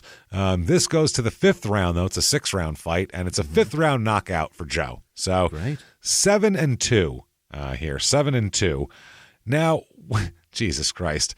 While celebrating this win, he is at the Peppermint Lounge in Boston. Okay, he's got a couple of pals with him, brothers named Guy and Connie Frizzy. In the Northeast, there's a lot of guys named Connie, by the way. A lot of guys named Connie. Fuck with those men. A lot of dudes named Connie. So Guy and Connie Frizzy get into a scuffle with a guy that spills out of the bar and out into the curb there. So one of the Frizzy brothers, we don't know which one, Guy or Connie, stabs the man, probably Connie. Oh, God. Probably. He's got more anger because, Fuck yes. So this guy who he stabs this guy. The guy pulls a gun out and starts firing it at him. Oh, shit. So a stabbed man is now firing. He's now firing, yeah, which is, I guess a fair thing. You stab me, I'll try to shoot you. I guess that works. So fair gunplay. He didn't take it out while they were in fisticuffs. That's good. Right. So anyway, they all escape. The whole crew takes off. But the next day, they find out that the victim, who they stabbed and who shot at them, was packing heat, not because he's a gangster, because they were like, who the fuck is that guy? We should know everybody who's got guns around here and isn't afraid to fire at us. Right. Turns out he is both an ex-police officer, yes, a decorated retired Boston police officer, and a war hero as well from World War II. Yep. So newspapers are saying, oh, my God, the officer. One said that he was stabbed while investigating loan sharking. Meanwhile, he was just hanging out at the bar. The article had a picture of him in his hospital bed with his wife standing by his side. I mean, they really... Holding a booklet of medals. A booklet of medals in one arm and their baby girl in another. You know what I mean? The folded flag up on the decoration. Yeah. So apparently Joe was looking at this in the newspaper and sees it, and he goes, Joe says to somebody else, he says, well, that wasn't the girl he was with at the Peppermint Lounge, I'll tell you that much. Oh. So at that point, he said, just as he got the words out, Boston police officers fucking are breaking his front door down. They got the whole street blocked off and everything like that. They bring him down to the police station where they grill him all night, basically. They fucking question him all night. They said several witnesses placed him at the scene of the crime. He said, I don't know what you're talking about. Which is powerful words back then when there was no like video or cell stuff or text messages or DNA. You just go, I don't know what you're talking about. And they go, well, you wait right there, Buster. We're going to get somebody to identify you. No, we don't know what else to say. So they told him that. I don't know what you're talking about. The cops, they treat him all right. They treat him with respect, he said, which was good. He said they knew they were boxing fans and they knew of him from boxing. So that's why they treated him with respect. But, it's a stabbed cop here. So they said, we're going to take you down to the hospital where this cop is, and he's going to take a look at you, and he's going to tell us if you're one of the guys, right? Yeah. So they put him in a squad car. They drive him to the hospital. They take him past his room so guy could take a look at him, and the cop recognized him. He knows Joe the Animal here, so he asked Barboza. Barboza asked him, "Did you see me in the Peppermint Lounge?" That's what he asked Barboza. Like I know you know me. Right. And he said, "Yes, sir, but it wasn't with the girl standing outside the door right now." And the cop said, quote, this wasn't one of them. He's too big. Get him out of here. I don't know that guy. Don't know him. My wife's 5 feet away. Never mind. They uncuffed him and left. Fuck my life up. Let him go right from the hospital. Didn't even take him back to the station. Yeah, I seen you. Not with her. Oh, God. Not with that broad, though. July 26, 1961, Route 128 Motel in Dedham, Massachusetts. He fights Joe Pominvanja, and he's 0-0 career coming in and 0-1 career total. So, and this is a first-round knockout for Joe. See, he's really got a good strategy. He's 8-2 now. He's built his record up. Well, he figured out you have to build up your record before you make any money. Yeah. You have to have a respectable record. So September 23rd, 61, he fights again at Boston Garden this time. Pretty cool. Don Bale he fights. He's 11-9-2 coming in, 15-14-3 for his career. It's a 6-round fight, and toward the end of the 6th round, Joe loses by TKO as the ref stops the fight. He got caught. So it's 8-3 is his record here, and that's it for boxing. Done. That's his whole career, 8-3. Back to the mob. He just stopped. He gets busy with this and starts making money in loan sharking and shit and just doesn't have time to... Boxing takes a lot of time. If you're going to be serious about it, you got to fucking run every morning. You got to do road work. You got to eat. You got to do all this shit, practice. But there is something pretty amazing about the East Coast when you're, especially in this time period, where you can be ingrained in a culture or ingrained in a group of people that if you know the right people, you can do pretty, like fighting in the Garden is probably not something a lot of boxers get to do. You know what I mean? Well, he's going to do it a lot. I think they had like Friday night fights because they used to have that at Madison Square Garden too. Oh, really? Okay. Friday night fights, and it would be a smaller thing. So they might have done that, but it sounds good. It's fucking impressive. It's the big arena, yeah. It's like your brother. Your brother gets to do some pretty fucking some things that I'm like for a baby reveal. He gets to change the lights on a bridge. That's crazy to me. I was stunned. I'm like, how Italian are you? A little bit. How do you get to do that? And he's in a union too, so I mean, between that and the Italian, he's got all the connections. It's pretty incredible the ability and opportunities that you can have just by being ingrained in a community for a long period of time. It helps, yeah. It doesn't hurt. Can't hurt. I think that's why they do it. September. I'm impressed. So yeah, that was September. Now May of '62. Here we go. May 1962. Barboza and one of the, I think it's Guy Frizzy he walks in with here, one of the Frizzy brothers. They walk into Alfonso's Clam House. Oh, okay. Yeah, that's very Boston. They're going to check out a new lounge act they I heard is good, so they're going to watch it, right? And the chowder. And of course, the chowder. So there's what's described as a red-headed gangster who's a bookie in Boston, and he thinks he's hot shit, basically, this guy. And Barboza and Frizzy take a table and with their friend Skinny Spindale is his name. Okay. So I guess they look over at the bookie guy and Frizzy said, fuck that guy. Who the hell does he think he is? Right. So apparently they think he said it loud enough for the bookie to overhear him. Oh, boy. So the bookie comes over and he's trying to act like this is his joint, basically. He comes over and tells Skinny Spindale to put out his cigarette. He says, we don't want to start no fire. That's what he tells him, right? Oh, boy. So the animal, he steps in and tells the guy, look, we don't want no trouble. I'm not looking for trouble. You want trouble, you better go bother somebody else, okay?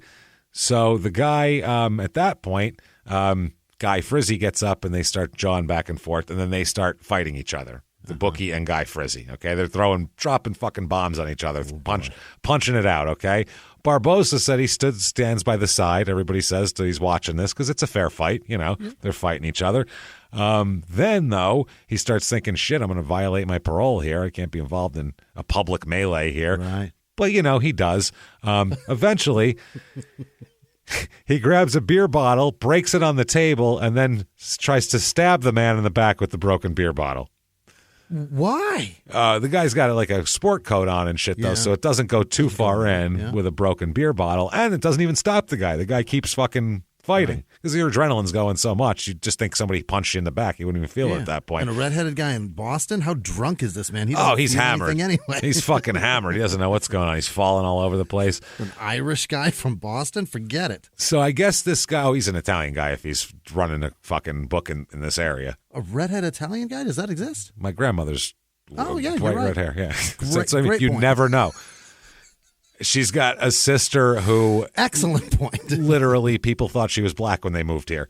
And wow. She has red hair and green eyes. You never know. Same parents. Yeah. it's such weird genetics. You never know when they're going to pop up.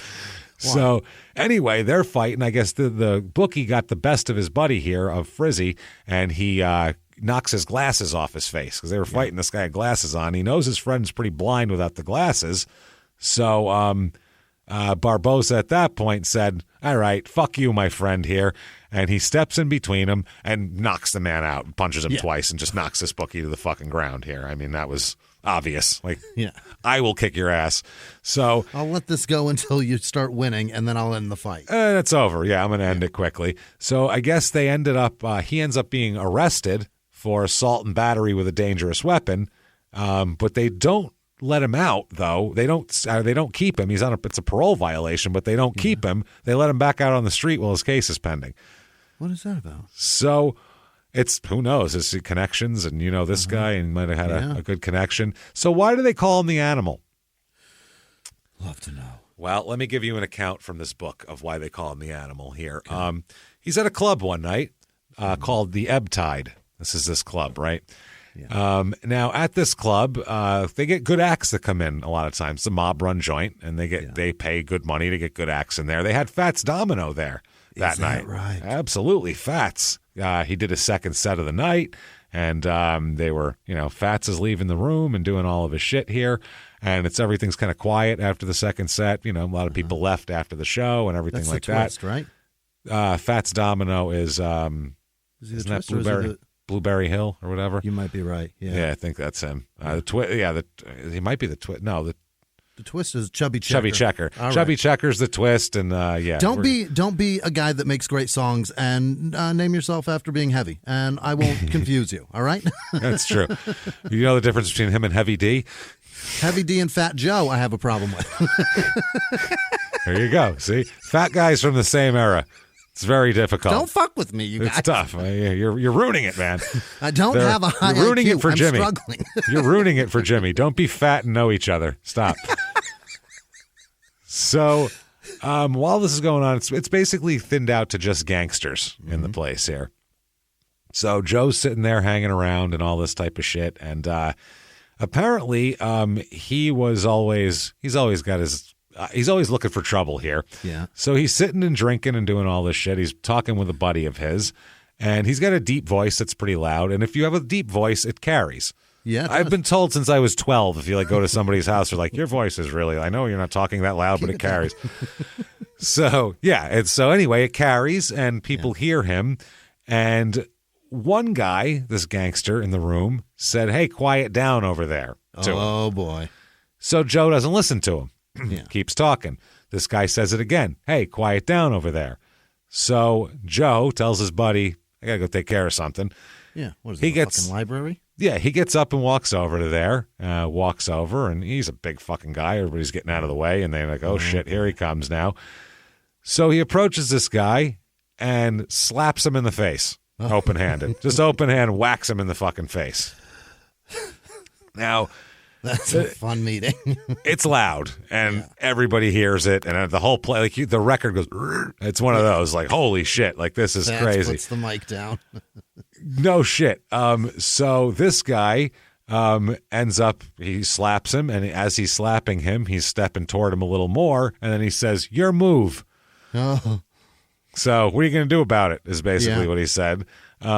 This guy, who's he's a fucking gangster, will probably shoot you or have you killed, but he's not a fist fighter with a professional boxer. He's probably an older guy too and whatever. So he doesn't do anything, keeps his hands at his side.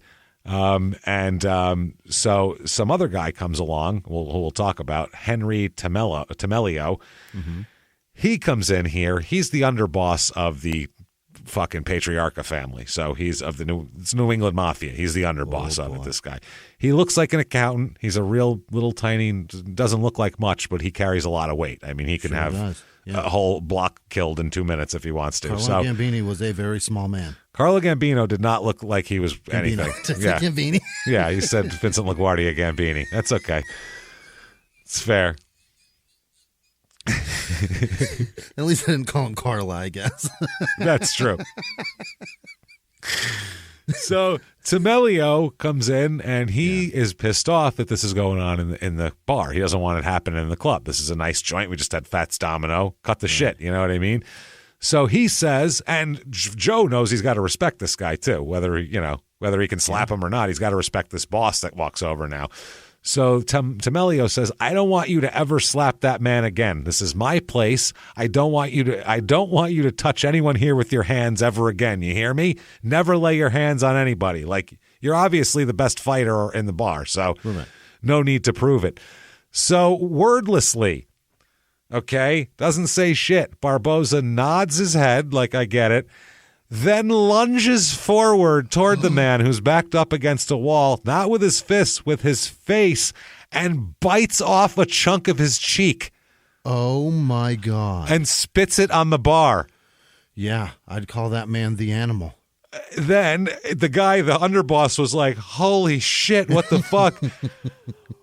Fucking Barboza here, the animal smiles at him, and blood coming down his face, and he says, "See, I didn't use my hands," and laughed. Thought it was hilarious. They said, "This guy's a fucking animal." Henceforth, he's the animal. I saw him bite a guy's cheek off. What the fuck is that? He is an ape. He's biting faces off. That's what I mean. Crazy. He's a dangerous man. Yeah. He'll do anything. So this is fucking insane. Where do you even go from here? Even for the mob, they're like, Jesus Christ, take it down a notch. If you're freaking out mobsters with your over aggressiveness, you're going far. Who the fuck else? Who else would want you? He's sitting around thinking, God, if I'm too much for the mob, who can I can't be this out of control in any other job in the world. Yeah. And just as he's thinking that, sitting in his apartment, there's a knock at the door. And who is it? It's Vince McMahon, CEO, and I don't know if he still is, whatever the fuck, you know who the fuck he is, retired of WWE. And new golf enthusiast. And he says,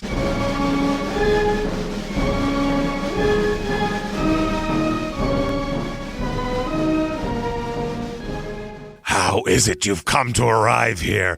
Oh my God, I'm engorged right now. Is what I have to tell you. I'm engorged with this. You'll bite a man's face off. Look at you. You look like an animal. You look like an animal. We've had George the Animal Steel, but he wasn't willing to bite faces off like you are. Oh my God, we're gonna take it. A beast. That's gonna be your finishing move. That's it. You're gonna hold the man down, and then you're gonna bite a big chunk of his head off, and you're gonna spit it into the audience. It's gonna be hard. We're gonna have to find more guys for you to fight. I got opponents, but it's not a lot of. You can't go back from that. I'm gonna have to pay them pretty well for that. But I'm telling you, you're gonna be the biggest, baddest thing in the world. Oh my God. Let me ask you one more thing. Just take your shirt off for me, will you? Ah, yeah. Put these overalls on. Ah, now you're an animal.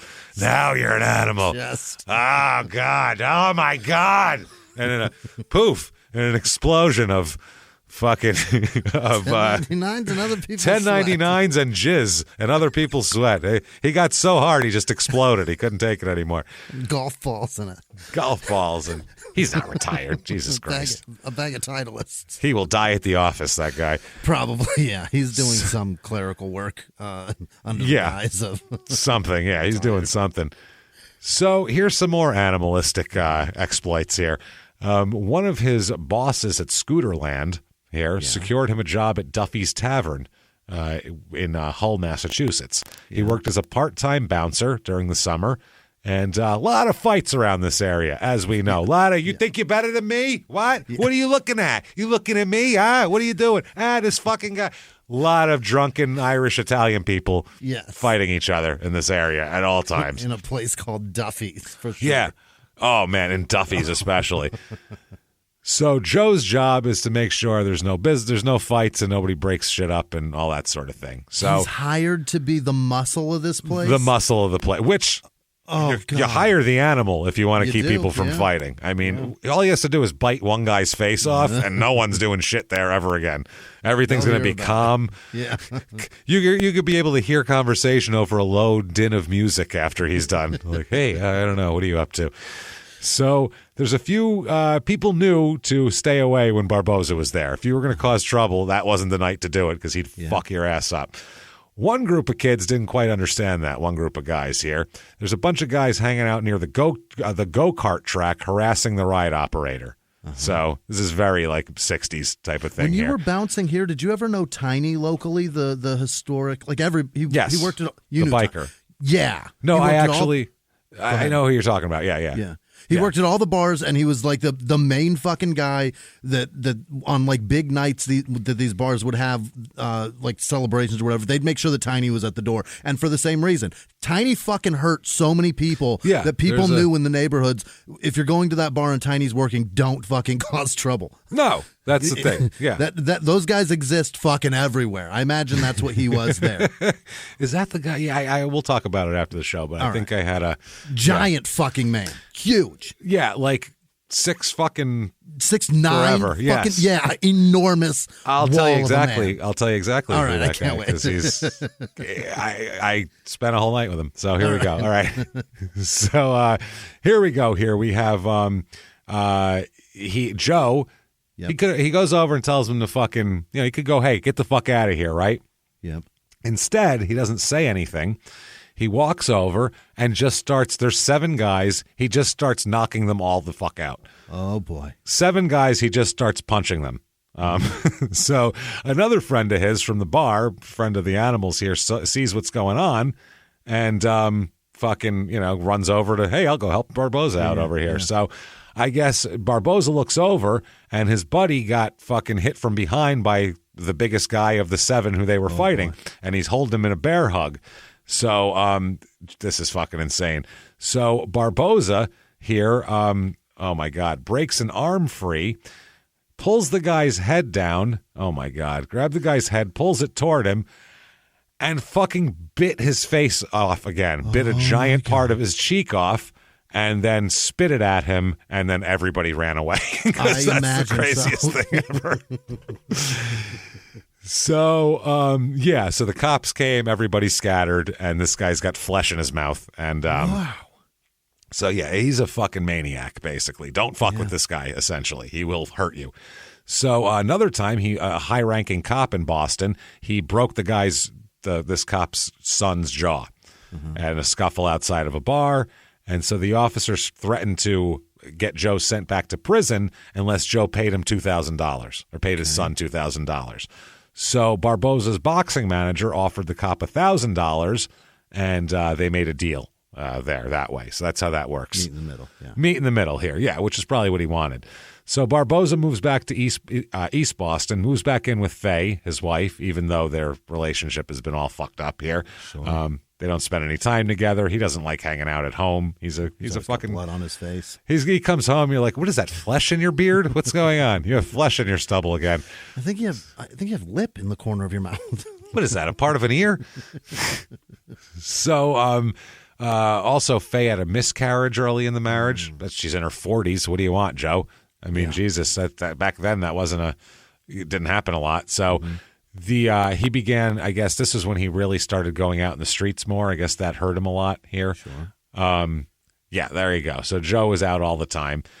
Now, here is another gangster named Vincent Teresa, and he wrote a book called Vinnie Teresa's Mafia. Okay? Of course he did. And this is what he wrote about Joe Barboza. So this is from a fellow gangster here. Take Joe Barboza. He's one of the toughest enforcers around in New England before he became a federal informer. Little foreshadowing for you here.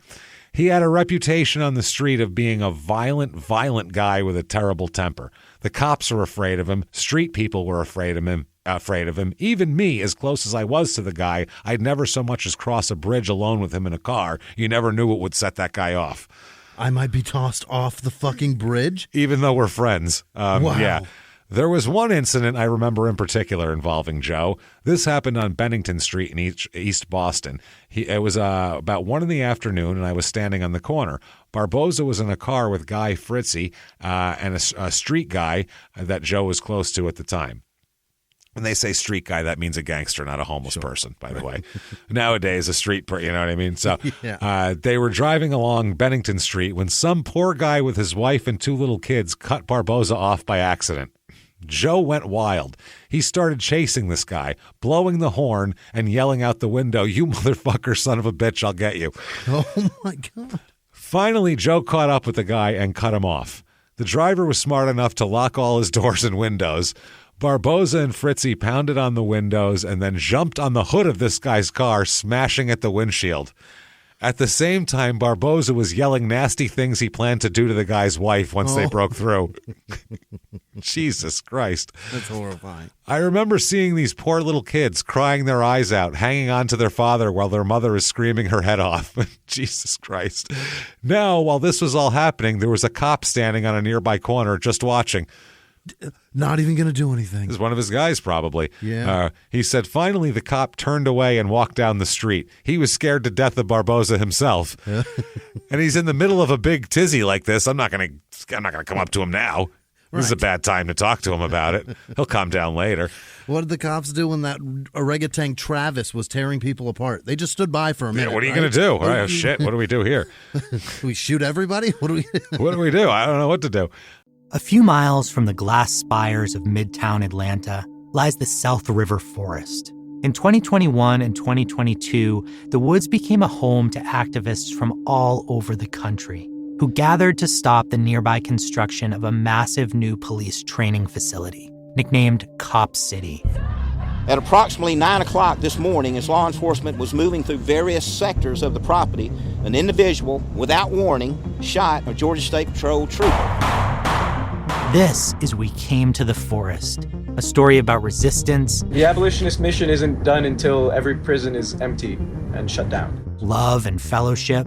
It was probably the happiest I've ever been in my life. And the lengths we'll go to protect the things we hold closest to our hearts. Follow We Came to the Forest on the Wondery app or wherever you get your podcasts. You can binge all episodes of We Came to the Forest early and ad-free right now by joining Wondery Plus. Have you ever gotten a message out of the blue? Maybe you ignore them. Or maybe you end up in conversation. Maybe they tell you about an amazing offer. I can really show you how to make some money. And maybe that gets you into a lot of trouble. But this isn't a story about people like you, the people receiving these messages. This is a story about the people behind the messages, on the other end of the line. Thousands of them, working in a microcity built for scammers. From Wondery, the makers of Dr. Death and Kill List, comes Scam Factory, a new series about survival at the expense of others. Follow Scam Factory on the Wondery app or wherever you get your podcasts. You can listen to Scam Factory early and ad-free right now by joining Wondery Plus in the Wondery app or on Apple Podcasts. He said Joe wasn't through, though. He ran back to his car and got out a baseball bat and started pounding on the car. He smashed the fenders, the windows, everything. He almost destroyed the car before some cops finally came over and tried to calm Joe down. While they were trying to cool Joe, they told this poor driver who's sitting there in his smashed up car to get the hell out of the area fast and forget about the damage. Like Ryu in a fucking bonus stage in Street Fighter. He is, man, tearing it up. I was standing there all the time watching it, laughing my head off. This is the Teresa guy. At the time, it was funny. Now I think back, and it ain't so funny.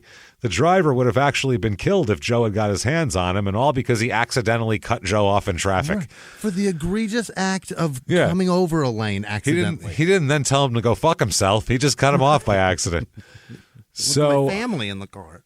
Good God. Here's another little excerpt from this book about Joe here. That's why he was so dangerous. He was unpredictable. When he tasted blood, everyone in his way got it.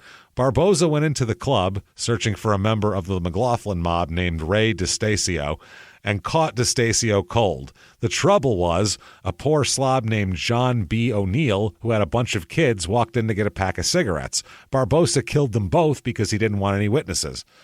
He'd just kill everybody. He didn't give a fuck. That's how he was. DeStacio got 2 in the back of the head and O'Neill got 3. It was a shame. I mean, this O'Neill was a family man. He had nothing to do with the mob. Barboza should have waited. That's why he's so dangerous. He was unpredictable. Most guys worse.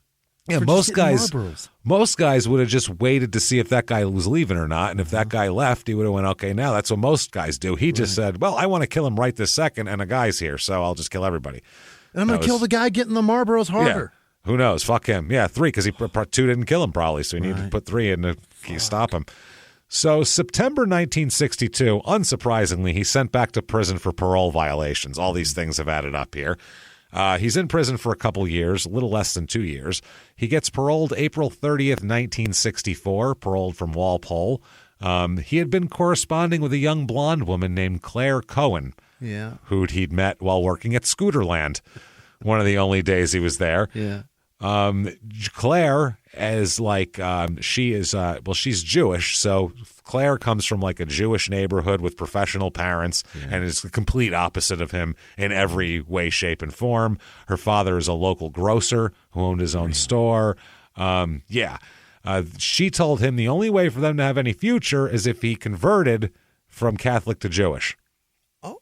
You got to convert. So he's like, yeah, I don't fucking care. He's like, I'm not religious. I don't give a shit. Yeah, well, say whatever you want me to say. I don't care. I'll stand up there and say some shit. So he said, sure, what the hell? He knew his mother, who's a devout Catholic, would freak out about the whole thing, like, George becoming a Latvian Orthodox in Seinfeld or something. Are those the people who torture squirrels? But he said he didn't give a shit. He said he had very little faith in God, who had showed him such little mercy over the course of his life. So he didn't really give a shit what God it was. Yeah. He changed at that point also, as part of his conversion, he changes his name to his ring name. He legally changes his name to Joe Barron, Baron. Really? Legally changes his name to Barron, his ring name. And, he also gets circumcised. He's been uncircumcised this whole time. And he gets circumcised in his 30s. God, Jesus. He said it was the worst pain he ever had in his life. I'll bet. No shit. Holy crap. So, yeah, this is crazy. So finally he's going to get into he's on the periphery of the mob here. He does things. He's a known quantity, but now he's going to get to meet somebody very, very important. The Temelio guy that we told you about, the guy who was like, holy shit, this guy's an animal. The guy that watched him bite a face. Yeah, the Temelio, he's an underboss, and Raymond Patriarca is the boss of the family, and Temelio's kind of in charge of Boston. So Temelio introduces the animal to his boss Patriarca, basically. There's a wake for a gangster, and they're all there. And Barboza was impressed by how much power these guys had. That they looked like nothing, but they could snap their fingers and have everybody killed. He said that they always were respectful of him and everything like that too. So either way, they end up after the funeral. They go to the ebb tide, okay? Barboza's having a drink when a guy named Junior Ventola walked in and ordered Joe to leave. So Joe said, Henry said I wouldn't ever be insulted in here again, meaning Temelio said that. And Ventola said, I don't care. I want you out. So Barboza said, let's go in the kitchen, you motherfucker, right? And follows him in there. So he pulls out his .38, Joe does, and puts it under the guy's chin. This is you don't shoot people in the kitchen of your mob-run joint. It's just bad business. So he does that, and he said, now pull your right hand out of your pocket or I'll blow your tonsils out of the top of your head, he was overheard saying. Oh, boy. So that's how that happened. It was calmed down. Temelio came in and calmed the whole thing down and got him not to kill the man. But it happened. So either way, the animal, Temelio sends Barboza to look for a guy named Joe Francione, who was supposed to deliver a shipment of stolen furs. Instead, Francione sold the furs in New York and pocketed the money, leaving Temelio with his thumb up his ass and pretty pissed off. Son of a bitch. So a friend of Barboza's had also been screwed over in the deal. So this is business and personal, and it's good for him. So he's happy to go find this guy. He learns that this Francione guy is staying in an apartment in Revere, Massachusetts. Yep. So he approached the apartment in broad daylight and knocked on the door. Francione was on the phone. He heard the knocks. He put the phone receiver down to go answer the door, and his friend was on the other line, and his friend heard over the phone, no, don't do it. He heard a scream, and this guy turned his back to try to run away from Barboza, so Barboza shot him in the back of the head and then 2 more times in the head. Overheard on the phone here the whole time. Holy shit. So his friend who was on the phone went to the police station, turned himself in on an outstanding warrant because he was a criminal too. He said it was better to be in jail than out on the streets where Joe Barboza was looking for him probably. Right, so he went into he didn't go to tell on Joe for the murder. He went to turn himself in on a warrant so he'd be in jail. Wow. Yeah. He didn't go tell. Oh, shit. He went to go. I got warrants. I want to stay here. Yeah. I'd be safer here. That's what it is. Unreal. So, yeah, that's fucking wild. So anyway, he married that Claire Cohen right after he got out of prison, and they had a honeymoon in Johnston, Rhode Island. Oh. And Joe decided to make a stop at Guy Fritzy's place in Boston, and Guy presents Joe and Claire with a wedding cake and all this type of shit. They introduce him also to a guy named Joseph Chico Amico, and they're going to be friends later on. Anyway, 2 days later, Joe's relaxing with his wife here. They're in their honeymoon. They're at the Colonial Motor Lodge in Johnston. Oh, that sounds wonderful. Right? Yeah. The Colonial part sounded nice until you get to motor. Until you got to it smells like exhaust here, and then you're like, oh, I don't like that. So he gets a frantic call from Guy back in Boston, Guy Fritzy, and he says, did you hear the news? And Fritzy said, they found a body in the trunk of a car with its head still missing. And Joe said, his head is still missing. Did they identify the body? And Fritzy told Barboza they had no idea who the victim was, but the mystery here, they want to know either way. So turns out the body belonged to a former convict named Francis Benjamin. Joe knew him since they were kids. They were both fresh out of prison. And Joe said he was a tough southpaw and a right-on mother, which is 60s for a good guy. Yeah. A right-on mother. He's a tough southpaw and a right-on. Yeah, great guy and left-handed. Those are two. A lot of slang there. So he heard about this, and he decided that he would try to find out some shit about that. So Barboza and Guy Fritzy hopped into Guy had a 62 gold Cadillac. Of course he did. Yeah. They drove from East Boston toward Dearborn and Roxbury, Dearborn Square in Roxbury. They spot who they're looking for. A friend of his they spot. They wave him over, and he said, the guy gets in, and they're talking, and they said there's a lot of cops in this area and all this type of shit, and blah blah blah. They're bullshitting. Anyway, they get to the curb. They pull over to the curb, and they're talking, and they're kind of driving and stopping every once in a while. The guy they picked up, Flemmy, he's pulling his hat down over his head and all this type of shit. They're talking about what the cops know. That's like one of these conversations here. But at this point, the quote here, here's a quote, they drove off with 2 cars, Wimpy in his own car and Punchy driving his car with the cut up in it, meaning the body. He's got the whole story. He's telling them what happened with this body, right? He tells Barboza and Fritzy that Bennett and McLaughlin, these 2 gangsters, dumped the car with the body in it and drove away together with Benjamin's head in a bag between them. Oh, boy. They were looking for a quiet place to bury the skull while, they went. So, yeah, they ended up doing that. He says, Flemmy goes on to say, when they got to a wooded area, Punchy asked for Wimpy's gun. When Wimpy asked Punchy what for, Punchy said he would not dare go into the woods with no gun, with Wimpy being armed. So they refused to hand. Now they don't trust each other, basically. Mm-hmm. So they said, okay, we'll go somewhere else. He said, I'll drive your car. Where are we going?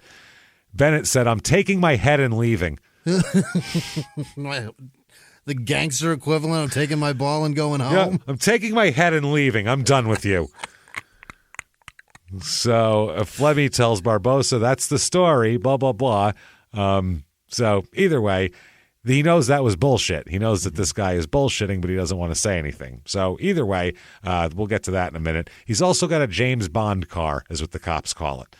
He becomes a loan shark, and he's doing really well, saying he's telling everybody he's making like $6,000 a week loan sharking. Barboza is? Yes, which is an insane amount of money in the 60s. Ooh. Even now, but in the 60s, that's a really insane amount of money. Yeah, a car costs fucking $2,000. Yeah, a car's $2,800 back then, so it's not pretty good money here. Making 2 Cadillacs a week isn't bad. It's not awful.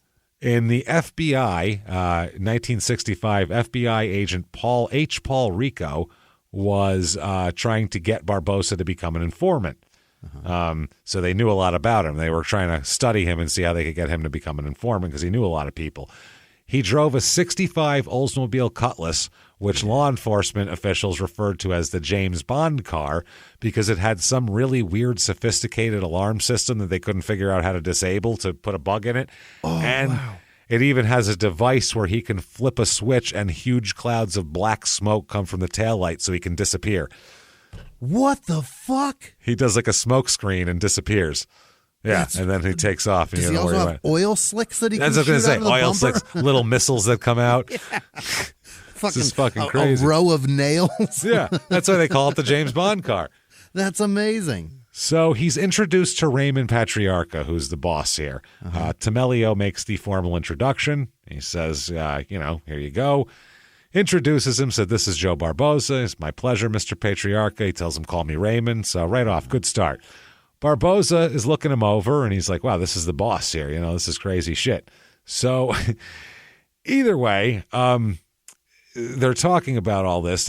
Barboza is wondering, wow, how do you get to be this kind of guy here? You know what I mean? Like he said he was a real big deal. So either way, there's a guy named Teddy Deegan, okay? Teddy Deegan is a guy that he'll kill here, Barboza. About early 1965, March 1965, Charlie Moore, who's just a guy from the street here. Charlie fucking M? Charlie fucking M. He tells Deegan about the Lincoln National Bank in Chelsea, which is a target to rob, basically.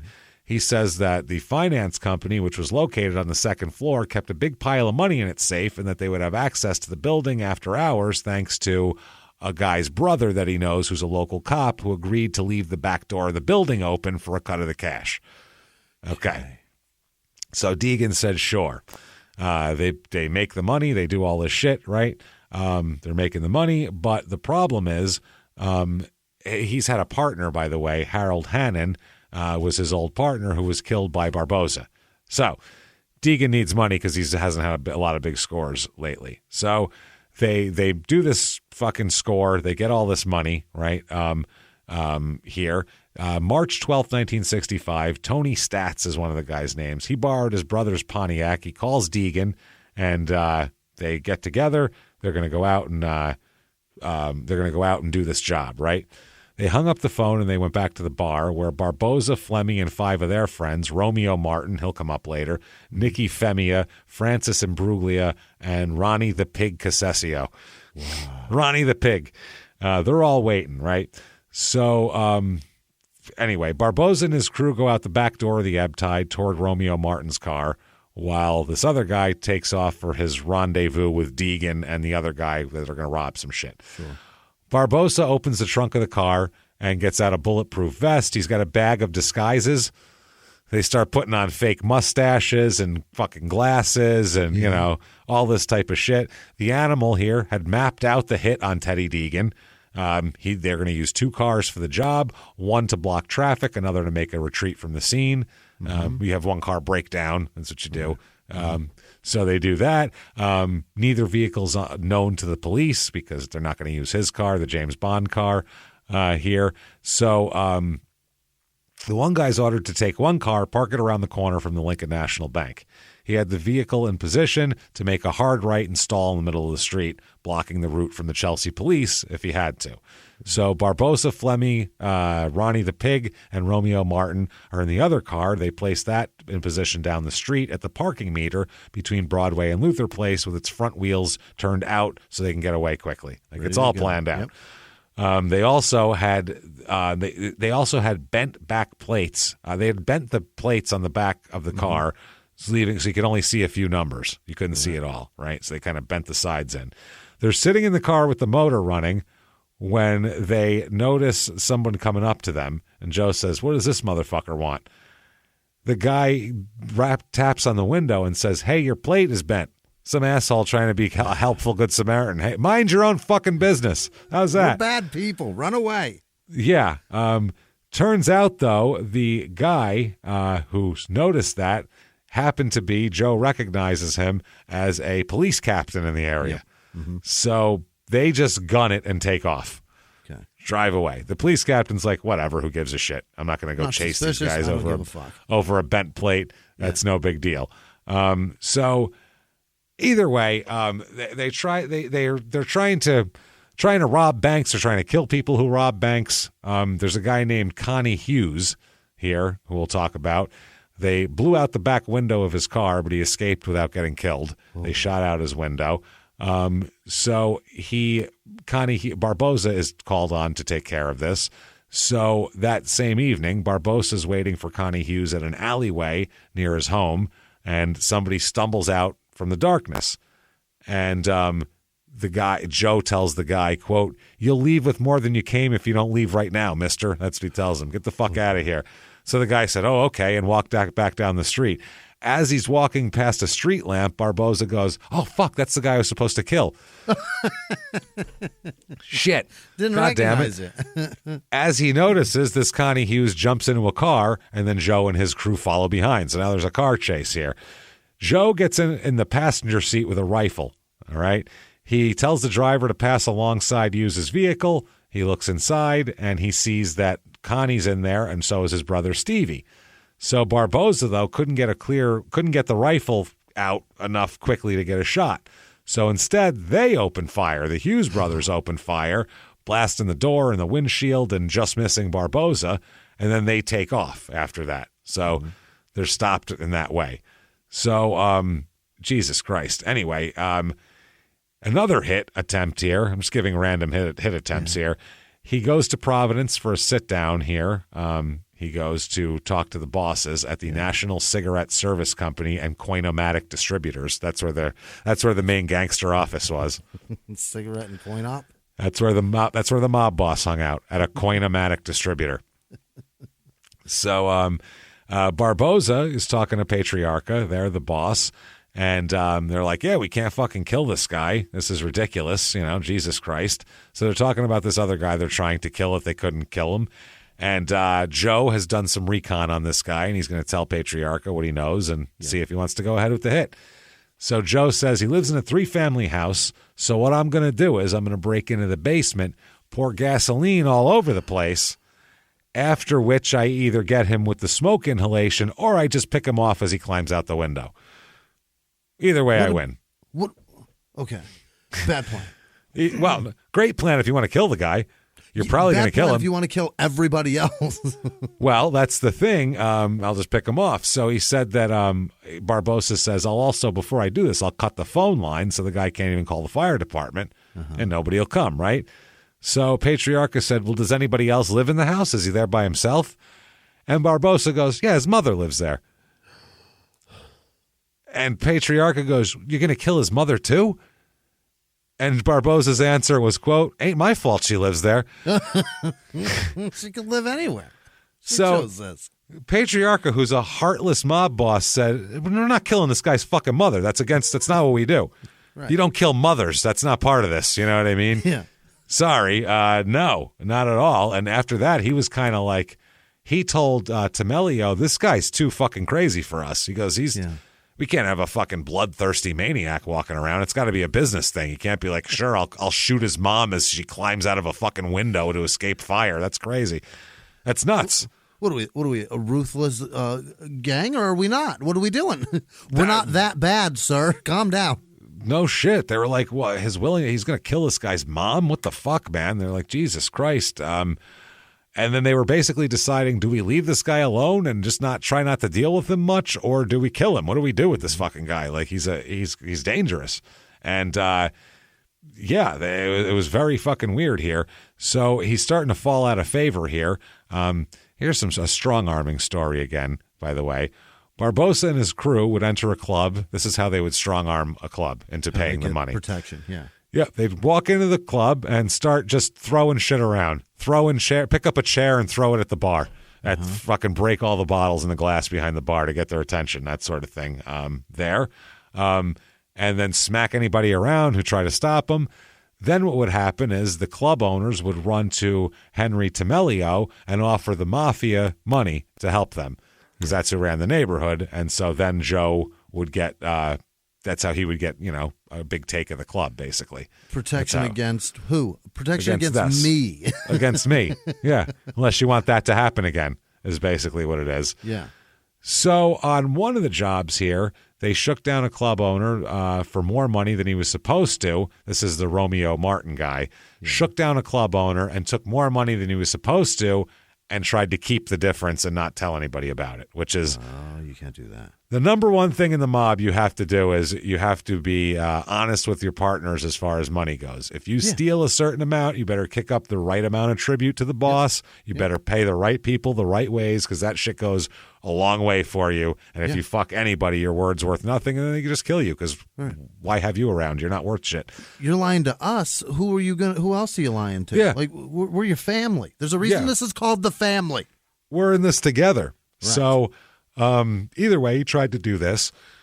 Joe found out about it, and basically word got around to Romeo that Joe's after him and he's going to kill him, right? So Romeo thought, Jesus, that's crazy. It's a few bucks. He doesn't kill over a few bucks. That's insane.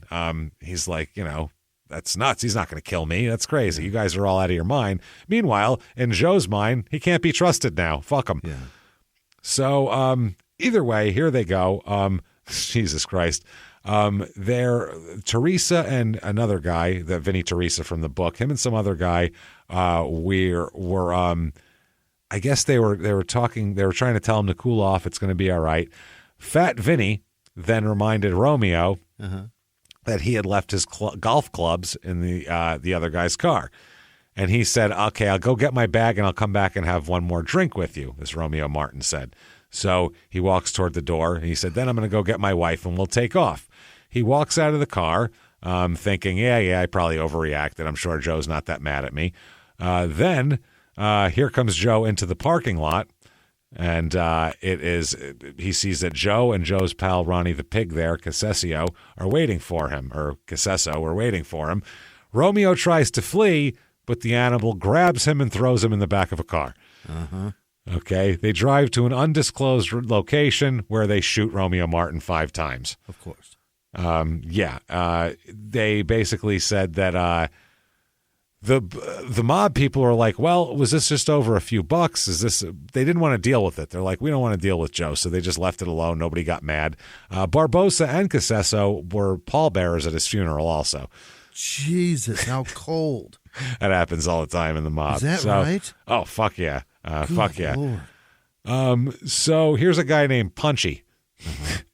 He's waiting for a bus, Punchy, okay, with 6 other people.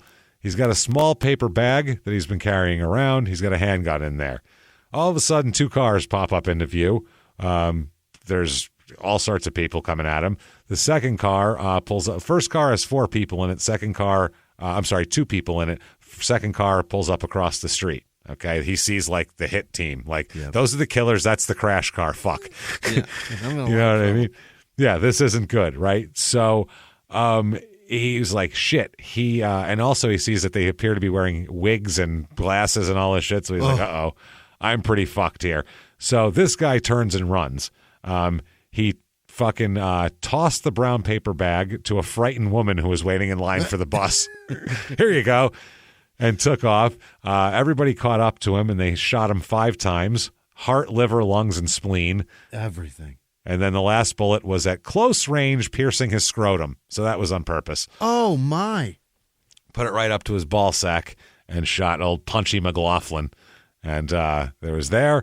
Police round up the usual people here. They get Joe Barboza, who has Joe's been wanting to kill Punchy's brother Georgie here, but he couldn't get to Georgie. So Barboza had hoped to shoot Georgie from an apartment window overlooking. Georgie's in jail, is why he can't get to him. So he was going to try to shoot him from an apartment window that overlooks the prison yard.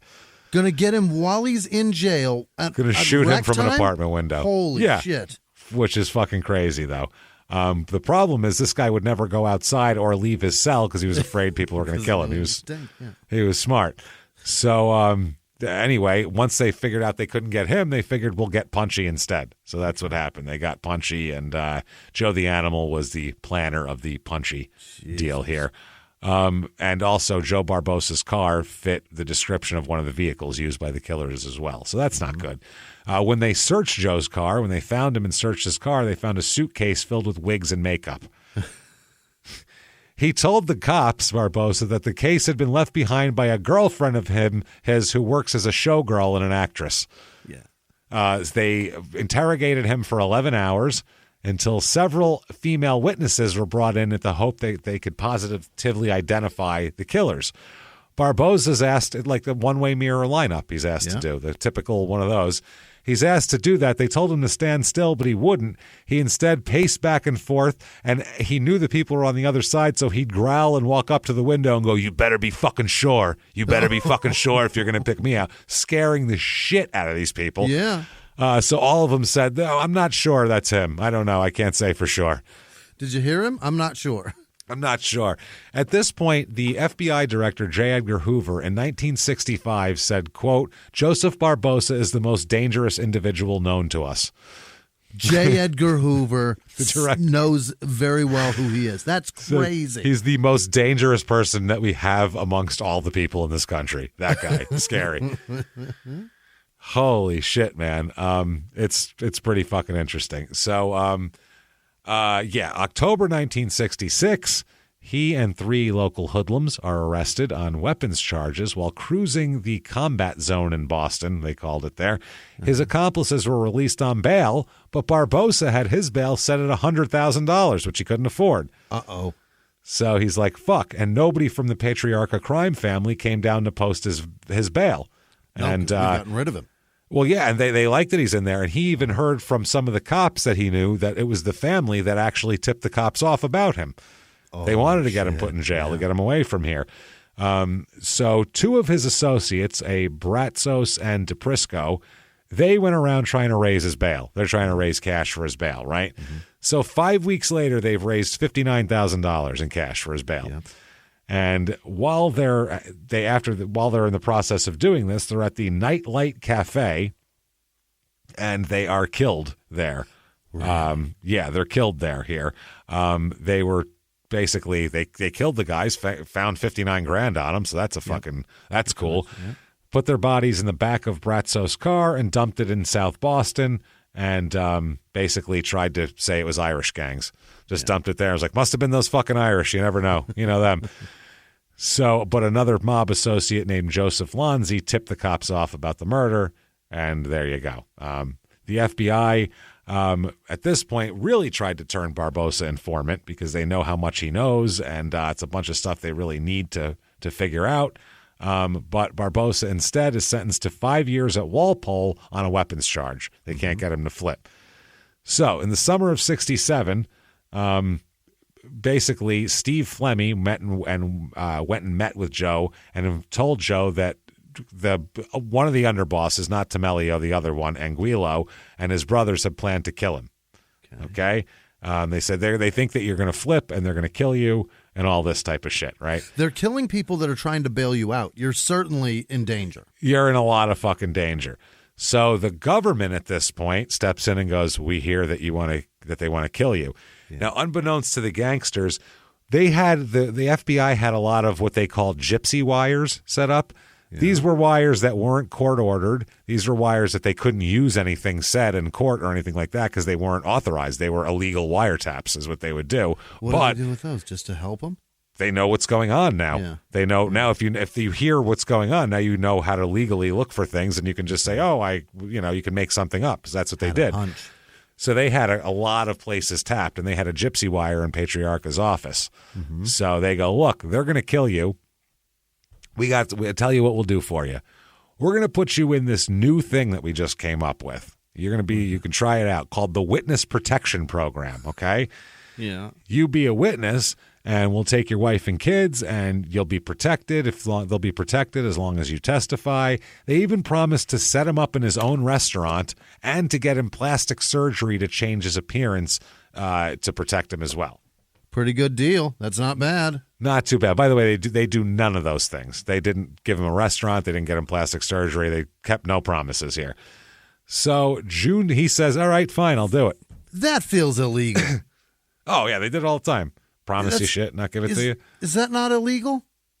Now is that illegal? That should be. I don't know. He killed over 20 people and he's not in prison, so he should be pretty happy about that. But promising things and not giving it seems fucked. That seems super fucked. Yeah, you're not supposed to promise things either. Right. That's the other thing. So it's all very illegal. So Patriarcha gets arrested on June 20th of that year. He and Tamelio are indicted on conspiracy to murder in the 1966 killing of Willie Marfio. And so, yeah, there's that. Now, Jesus Christ, they arrest people for the Teddy Deegan murder. They're arresting people for all these murders. During this trial, there's going to be a trial for Patriarcha. He's indicted. They find out that Barboza is a witness now. It's all over the paper. Yeah. It's in the newspaper and everything. He tells the Boston Herald, all I want to be is left alone. That's what he says. The mob offers Barboza $25,000 to quit talking. If he stops talking, we'll give you $25,000. Yeah, but they're going to fix my nose. I really want some plastic surgery. I'll be honest with you. I never liked my chin. I want better cheekbones. So then he gets it up to $50,000, which it's all agreed to, but then he talks to a lawyer and then says, no, never mind. I'm better off doing this. Fuck you people and your $50,000. Now, even though he will testify, Anguilla will be found not guilty. Really? Yes, and they can't. The jury will never say what the fuck happened until 20 years later. The jury foreman Kenneth Matthews said that none of the jurors found Barboza believable, stating he didn't help the state at all. He wasn't reliable. He was nothing as a witness. It's a bad man. Don't believe. Yeah, he's just a bad man. They don't believe him. So Joe's got to go to. He's also had death threats on his family. So Joe is going to take the deal, and he's going to get sentenced here. And he said that they made him talk about his basically he got paid $150 a week for public relations from an insurance company, whether he worked there or not. They'd made a big deal out of that because they're trying to get other people. Yeah, when they asked him during the murder trial if he was hoping for anything in the from the government in return for his testimony, he said he was, quote, hoping for a break. Hoping for a break here.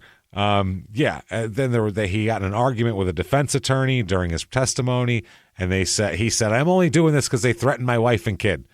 So there you go. He's being sequestered and held by U.S. Marshals while he's doing this. The witness or the defense attorney asks basically, why'd you decide to take the witness stand? And that's what caused this big fight. Yeah, that's what caused the whole thing. They talk about when did you first get into this business? And he said basically 1961. They said, have you continually engaged in this business? And he said no. And then they argued about that. Okay. And he said, well, in 67, you were in trouble in this courtroom. And he said, yes. And they said, and you were on the stand. And he said, yes, under oath. Yes. Did anyone ask your occupation? He said, yes. And they said, what was your answer? Insurance. And he said, well, I made $150. Remember I told you, blah, blah, blah. That was a job. Yeah. Yep. And they said, you were doing public relations work? And he said, in a sense, yes. Kind of. How many hours a day did this public relations work consume? Whenever I could get people I knew to insure their car with his business. Also, none of your goddamn business. I made $150 a week. It doesn't matter what I worked. He said, how many hours a day were you working in June 1966? I don't remember. Were you working at all in June? I was getting a paycheck. Was it $150 a week? Yes, sir. But you don't remember how many hours you worked for that check? No, sometimes not at all. Sometimes I worked an hour a month, but I always got the check. In public relations? Yes, sir. So these are the reasons why he is considered not a valuable witness here. They also say, Mr. Barron, what other name are you known by? Barboza, but my name is Barron. When did you change your name? October 64. You changed it legally? Yes, sir, I did. Do you know when in October 64? I don't even know if it was October. That was his answer to that. I don't even know what this... That's not good. Yeah, this is fucking insane, man. So they said, what other name were you known by? And he said, known by? Other name? You don't understand what I mean? He goes, oh, I understand, but it has many meanings. And the judge says, answer the question. So Joe says, people called me, people came to talk to me. People who talked to me either called me Joe Barboza or Barron, and referring to me and talking of me as Joe Barboza or Joe Barron. And they said, is this the only name you were known by? And he said, in some respects. Dude, you are a terrible witness. It's You're terrible. ruining this. So the question is, in other respects, what were you named? And he said, Seagull. I never heard that before. Nobody called him Seagull. Seagull's an animal, technically. It is, yeah. So then they go have a bench conference, and it says, Mr. Barron, when you testified about some conversation you say took place 8 days after the death of Rocco DeSeglio, who was present? Benny Zinna, Mario Lepore. And you referred in your testimony to a conversation 3 or 4 days after the death who was present? Zena and Lepore. Was there anybody else present? No. They go back and forth with all this type of shit. They basically are trying to make him place other people in areas on certain days.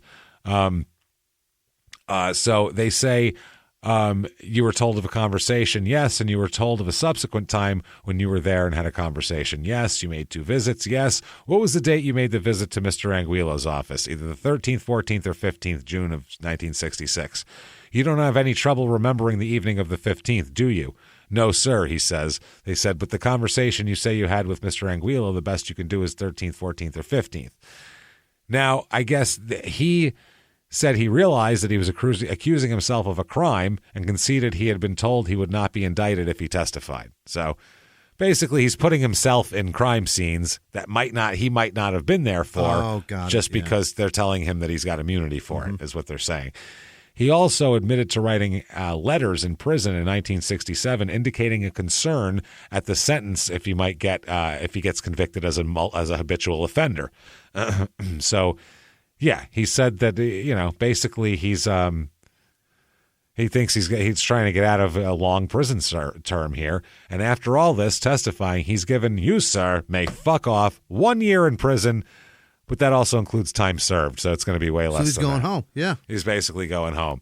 January 30th, 1968, a bomb is planted in the car of Barboza's attorney. Oh? Yeah. By the way, Patriarca was found guilty and sentenced to 5 years for conspiracy. Okay. After that. Yeah. Not a lot, but yeah. His attorney, John E. Fitzgerald, here.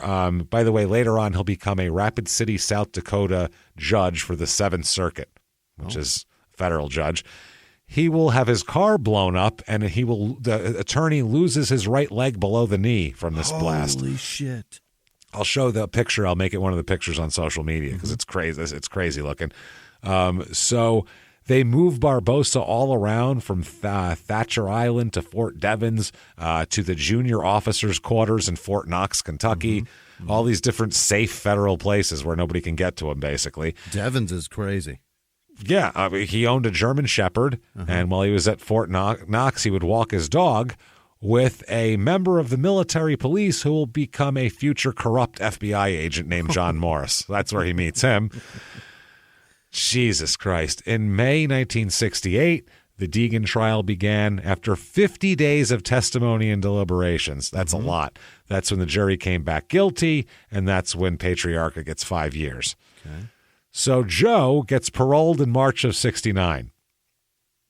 And he's supposed to be a witness protection guy now. Okay. Summer of Love coming up. Summer of Love. Isn't that 1968, Summer of Love? Yeah, it's 1968. I think it's 1968. Woodstock was 1969, I think, right? Then. Either way, it's over. Dismissed it. So he now is Joseph Bentley. Okay. And he's relocated to Santa Rosa, California, where he enrolls in a culinary arts school. Beautiful. Yeah, it's an interesting change. Then, in the summer of 1970, he murdered a guy named Clay Wilson, who we'll talk about. Why would he do that? According to the FBI, this was number 26 of his career here. Shit. Also, 1970, he's threatening to recant his testimony.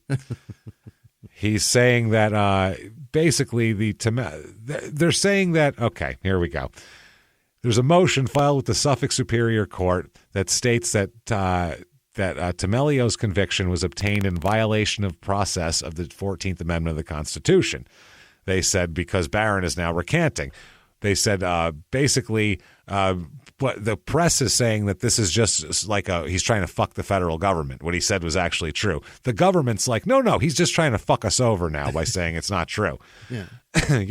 It's that sort of thing. But Barron Barboza signed an affidavit saying, I, Joseph Barron, also known as Joseph Barboza, under oath and free from duress or coercion, directly or indirectly or of any kind, say the follows.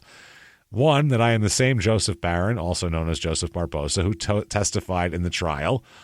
2, that I wish to recant certain portions of my testimony during the course of the trial, insofar as my testimony concerns the involvement of Henry Temelio, Peter J. Limone, Joseph Salvati, Louis Greco, and the killing of Teddy Deegan.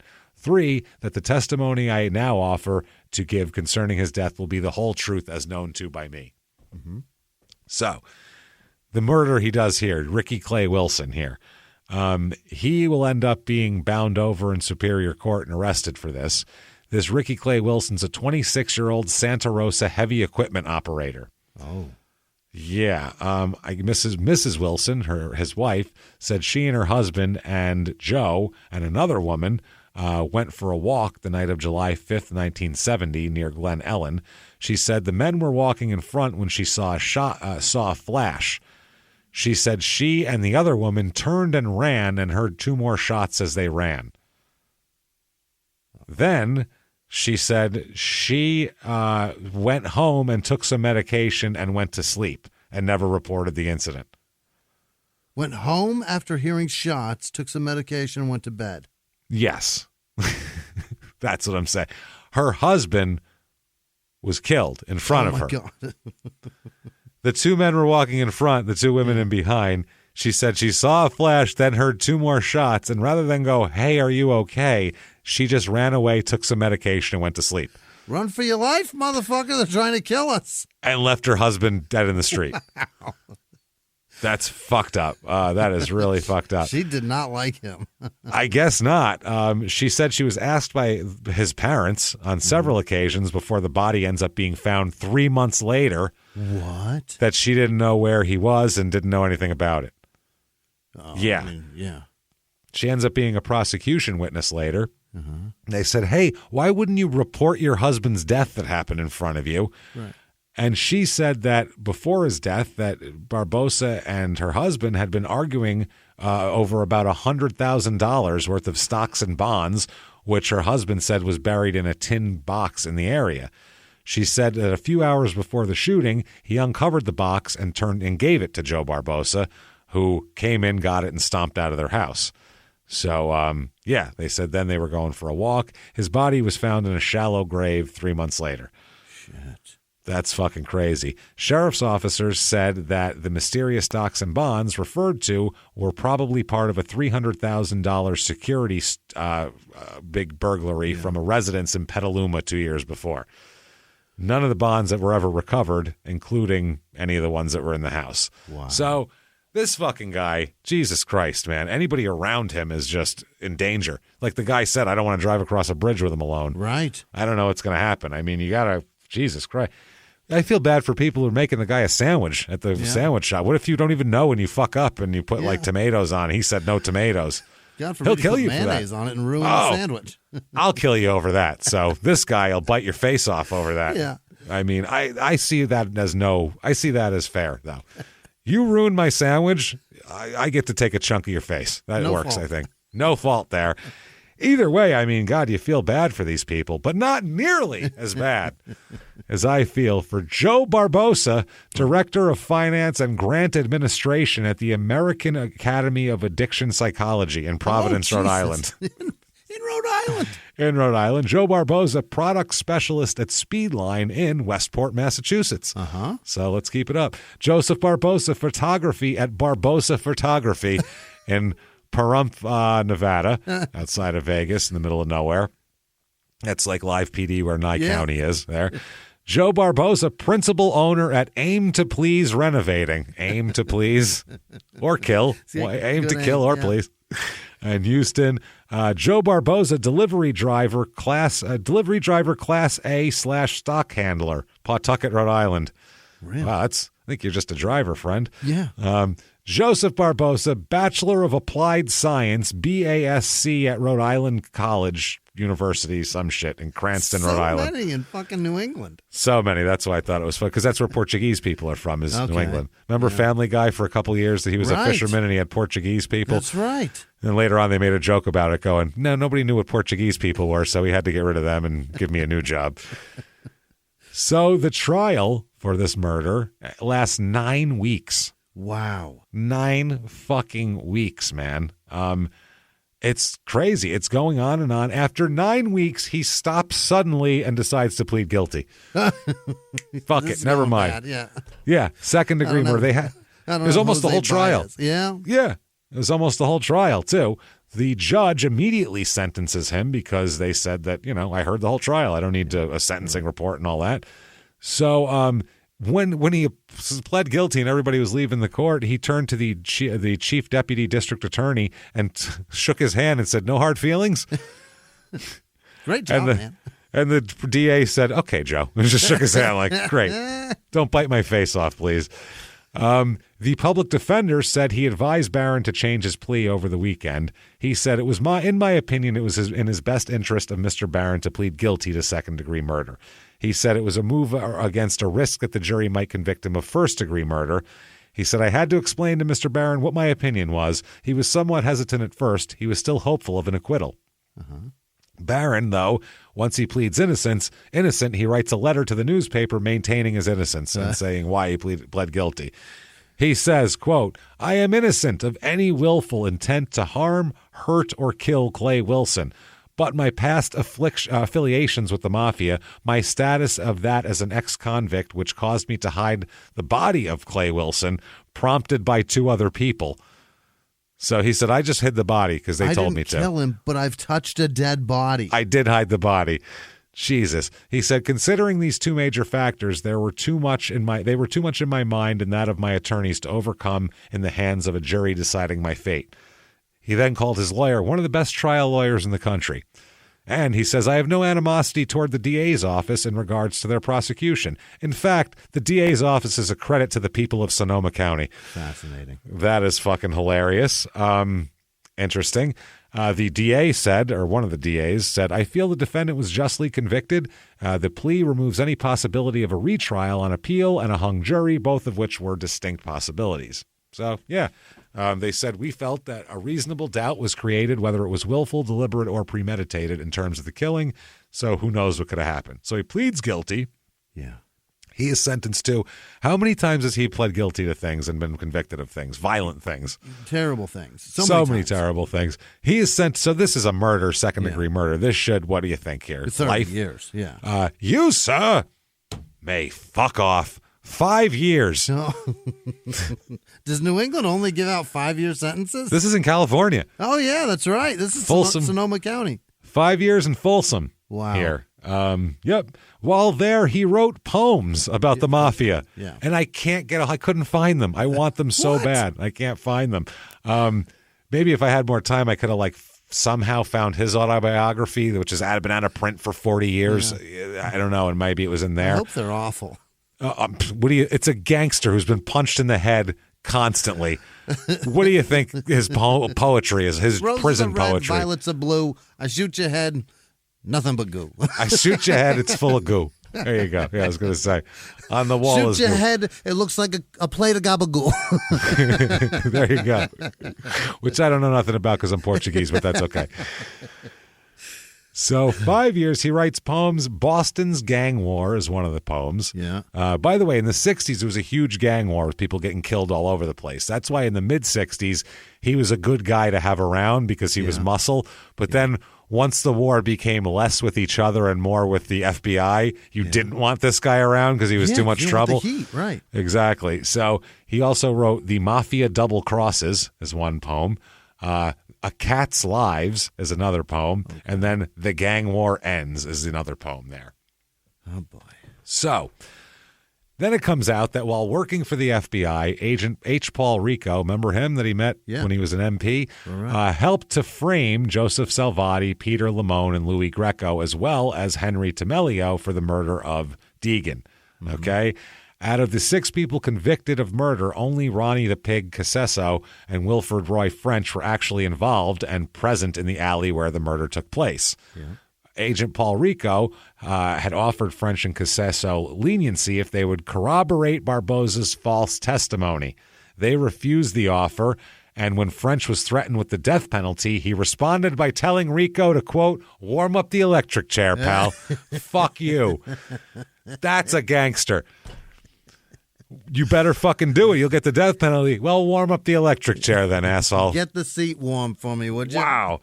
That's a fucking gangster, man. Yeah, it's ice cold. Holy shit. So either way, Casesso ended up dying in prison 30 years later. Wow. And French did 34 years in prison before he was let out. Jesus.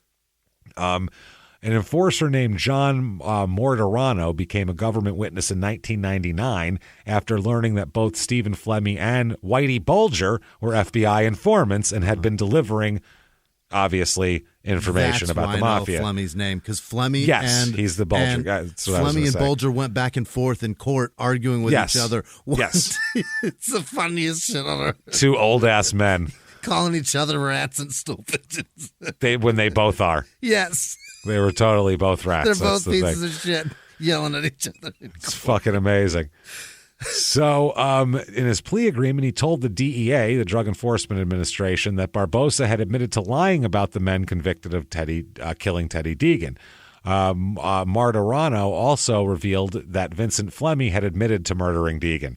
Wow. So Tamelio and Greco died in prison after serving almost 30 years, and Salvati and Limone were finally released in 97 and 2001.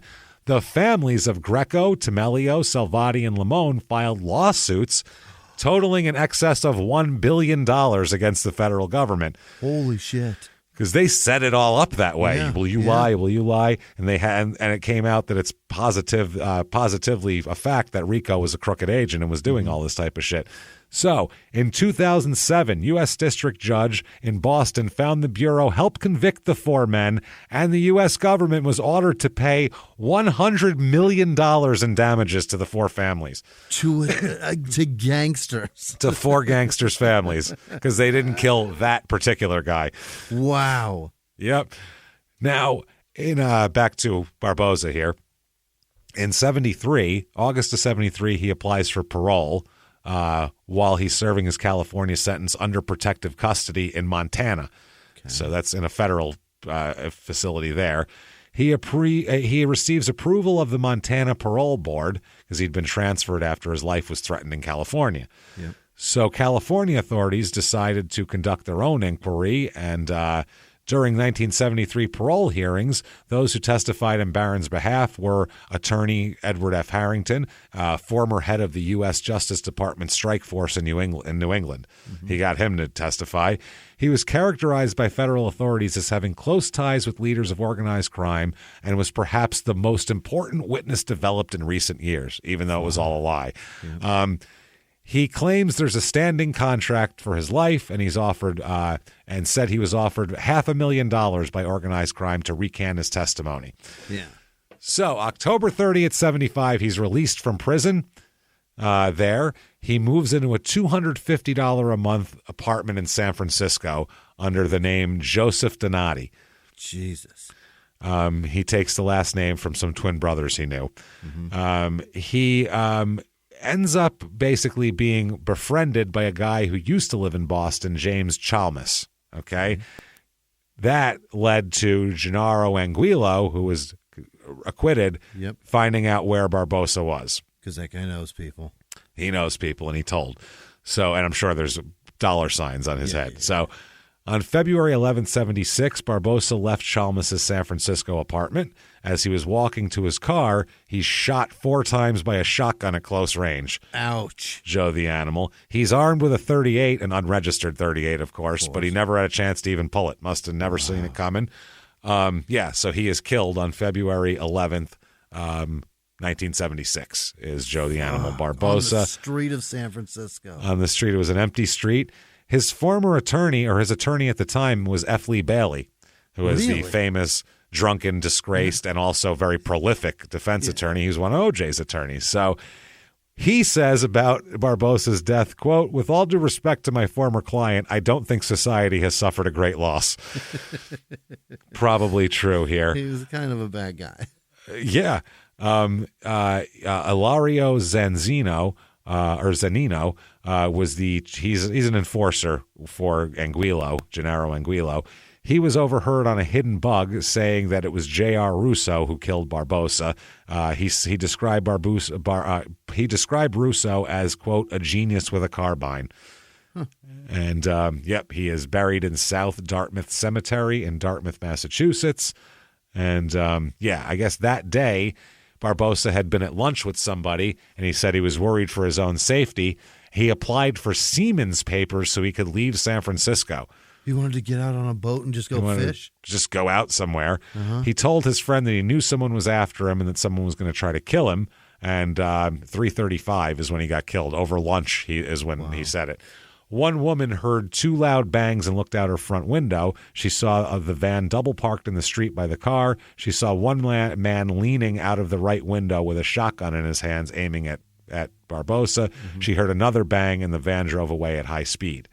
So there's one of several witnesses, but no one was able to provide police with a license plate number or anything like that, of course. When police arrived, Joe Barboza was lying in the street on his left side, obviously bleeding a lot. His head was propped up against the left rear wheel of his car, which was a blue 2-door 63 Thunderbird with the vanity license plate NEPCO, NEPCO. I don't know what that is. So he's dead. Fully loaded, fucking, like we said, fully loaded .38, $300 cash in his pocket, car keys in the door lock. Wow. San Francisco detective in charge of this said there's no question this was a professional execution. He said, obviously, this is, we know what this is, obviously. They talked about it. They said, he even said that he was not under protective custody, but he was under occasional surveillance by our department, which probably was for criminal reasons more than anything else. So members of the Boston police said it had been rumored for weeks that Barron was going to return to Boston to get even with people. That had been the big rumor on the street, was Barboza was coming back to settle some scores. And he says once that word hit the street, everybody predicted it would be a matter of weeks before Barboza would be hit. So, yep.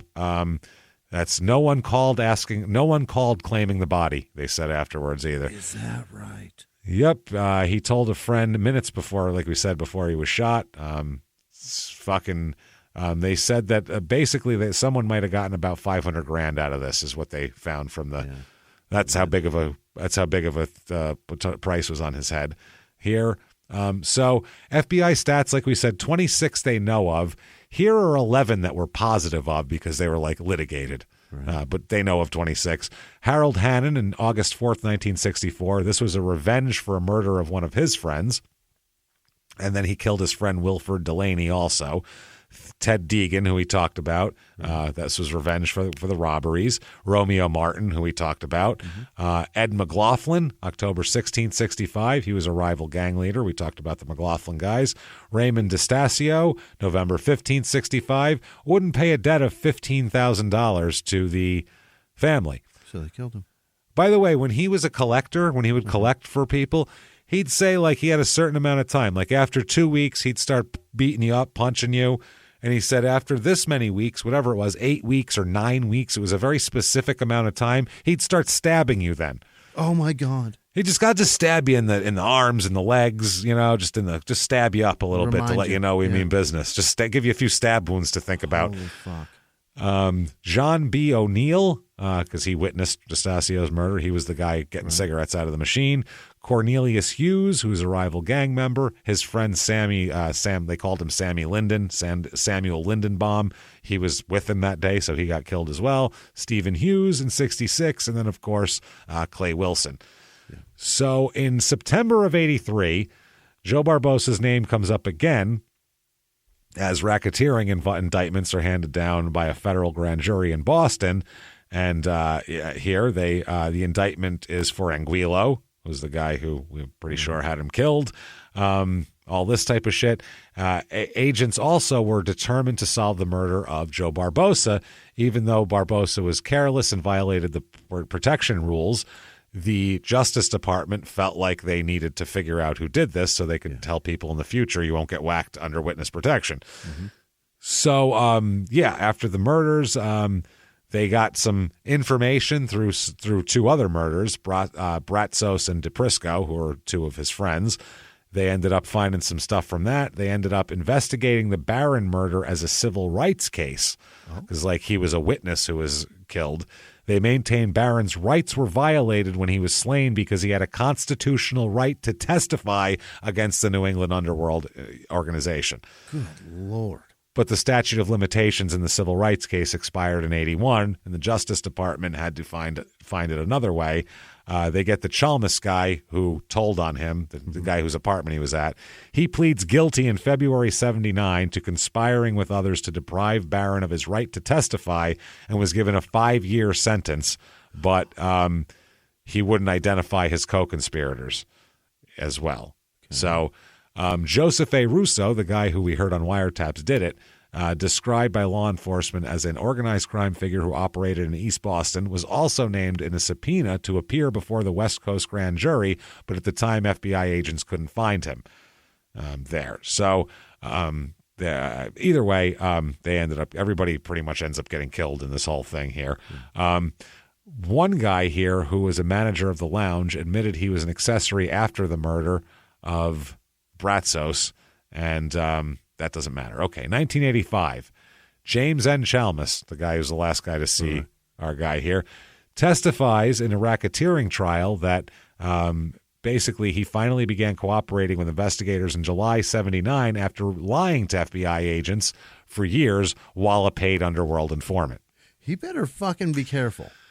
Yeah, he said that he has a bad memory, but he started telling the truth about his role in the execution of Joe Barboza, and he testifies as the prosecution's chief witness. He's on the stand for over a week here. It's fucking crazy. Anyway, he tells them that Barron was a very real prospect that he was going to tell on them again, so that's why they ended up killing him, and so anyway, that's how it works out. Chalmers ended up cooperating, and he gets other people in jail for the murder of Barron, and that's how this goes. So the one guy here, Russo, the actual trigger man here, he has not been charged with the crime, though, that's incorporated in the overall racketeering involvement. So he doesn't even get fucking no, because he was cooperating. Right. So he denies he killed Barron, and that's that. Wow. So 2002, the House Government Reform Committee in Congress is convinced that not only the FBI and federal prosecutors assist Barboza in his defense on the Wilson murder charges, the one where he only got 5 years, but knowingly allowed Barboza to falsely testify on several occasions that sent men who were innocent to jail. Joe Barboza went on trial for murder in 1971.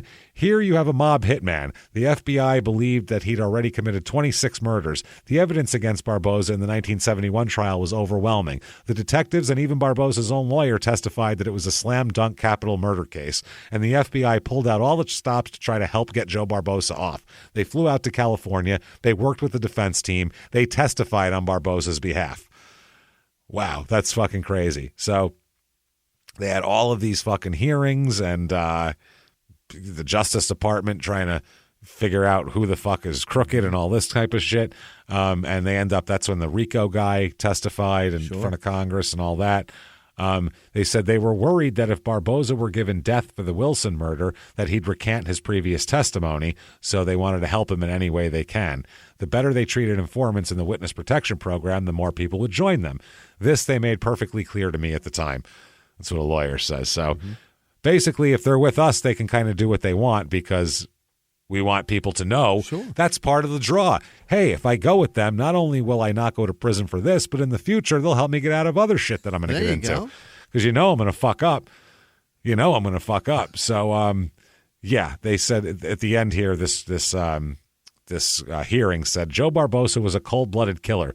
They gave him a new identity. They put him in the middle of an unsuspecting community. They put him on the payroll, and he killed again. At that point, they should have locked him up and thrown away the key. They did just the opposite. They did everything they could to get him back on the street. Joe Barboza was murdered himself in 1976.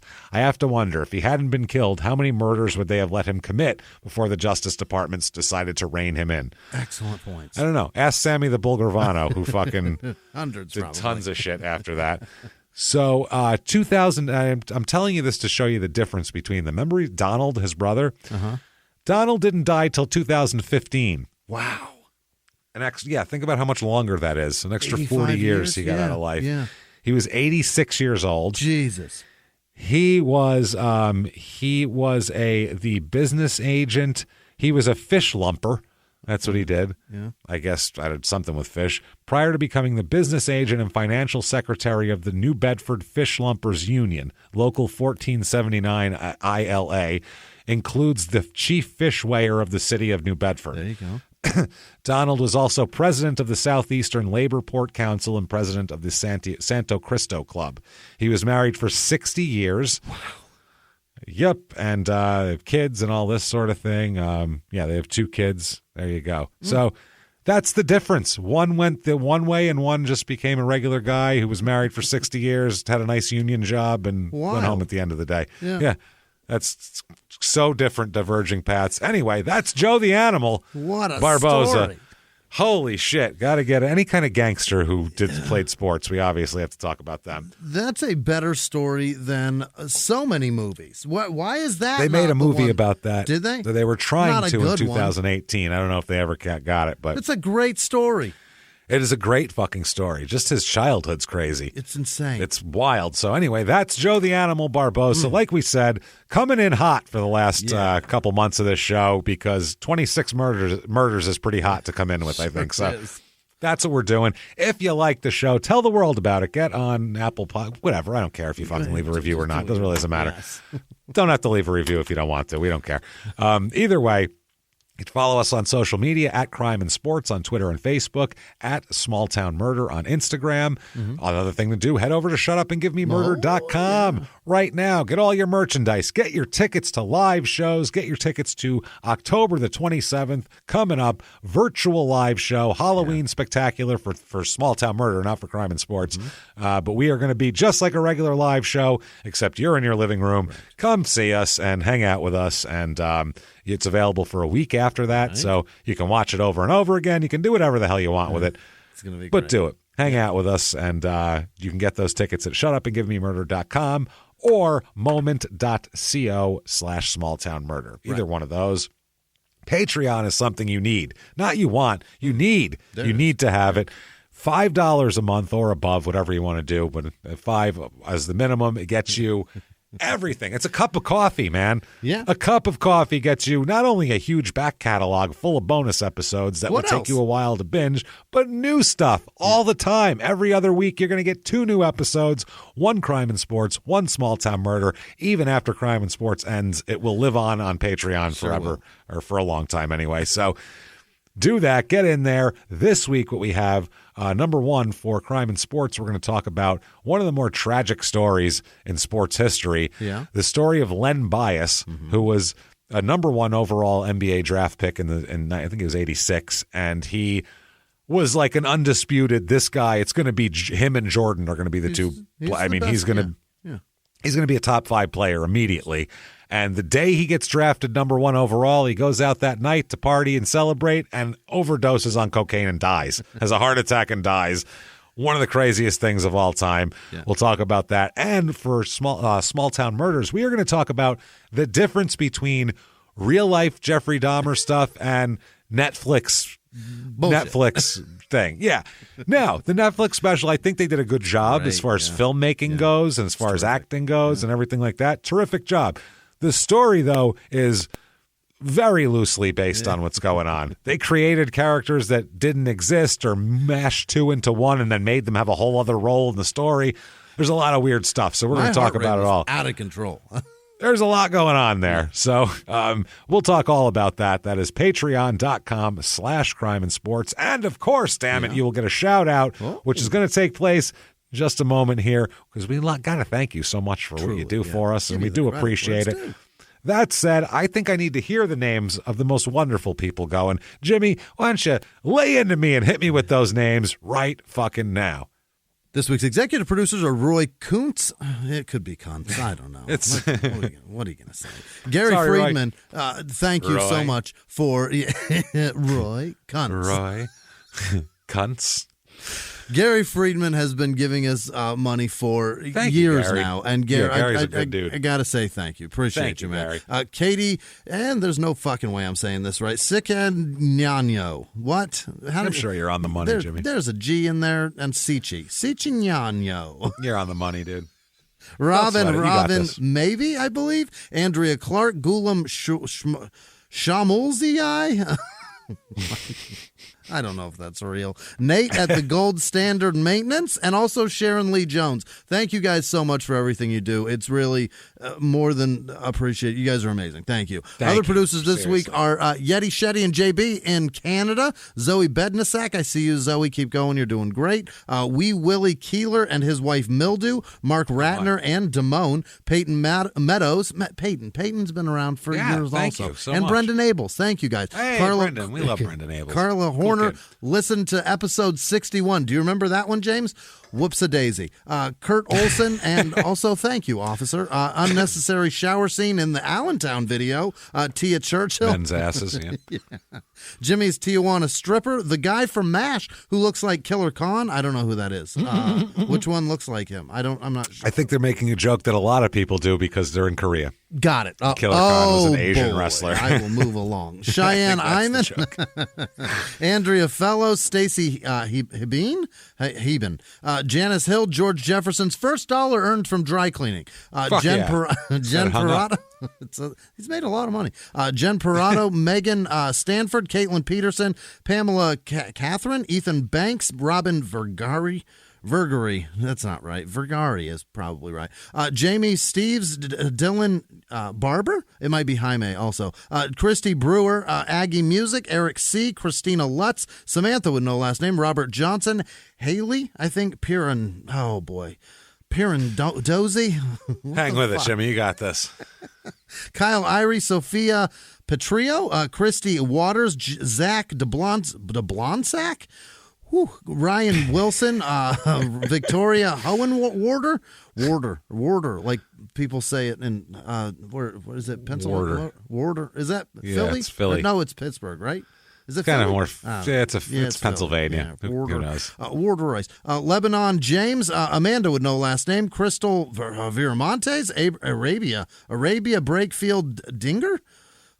Alexis Freiberg, Allie with no last name, Amy Bob, Anthony Hewitt, Lindsay Hobbs, Patricia Lynn Harris, Linners, Lex Mullet, Stormy Sam Hamilton, Amy Pierce, Nels Shelton, Lindsay Buck, Dylan Dutch, Kara, Neeram, Bethany Hagen, Bridget Brick, Claire with no last name, Sherry Humphrey, Tanya Barron, Syrinx with no last name, Brock Norris, Rebecca Swift, Sweetie, no last name, Layla Baca, Dabby Abbey, Megan Alvarado, Stacy Lessig, Chrisef with no last name, Stefan, nope, that's Christopher.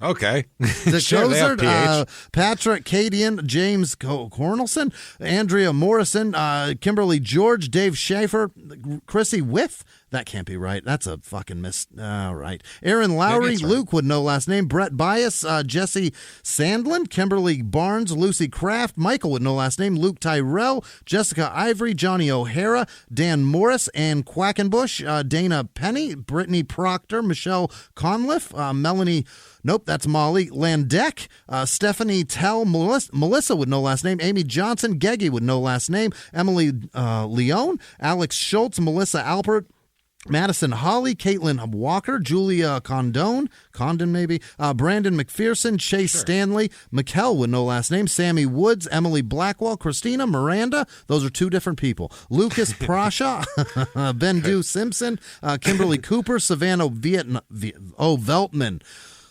That's close to Vietnam. Sean David, that is my Vietnam. I was laughing at that. I was like, oh, God.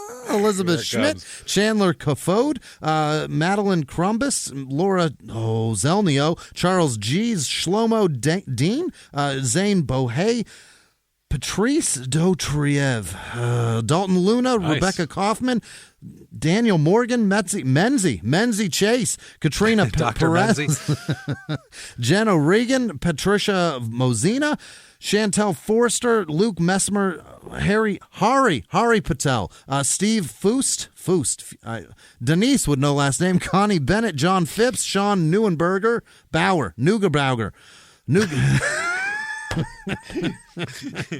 Max Murray, Katie Cakes, Desiree Benson, Danny Bellinger, Courtney Legacy, Corey with no last name, Sandra Groves, Charnel Coggins, Brittany Folochinito, Elizabeth Petrella, Jacob Curtis, Cora Rodeledge, Kayla Gowdy, Lacey Soyster, Crystal Griffin, Chris Vuniver, Carrie Plummer, Kevin Whitney, Molly, Russell's Wart, yuck, Molly Russell's Wart. Yeah, who's there that? You know who it is. I don't know who it is.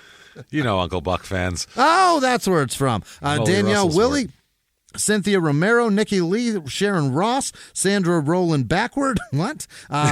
Daniel Jones, Isa Vega, April Makeley, Chance Shrekken Ghost, Tiffany Capozzi, Travis Runn, Jennifer Collins, Keegan Kittle, Betty Williams, Sean Snar, Samantha Volner, St. Dog Mom, Connie Moeller, Monique Carmen, Matthew Smith, Cheryl Holmes, Edward Matthew Smith. You said that like it was.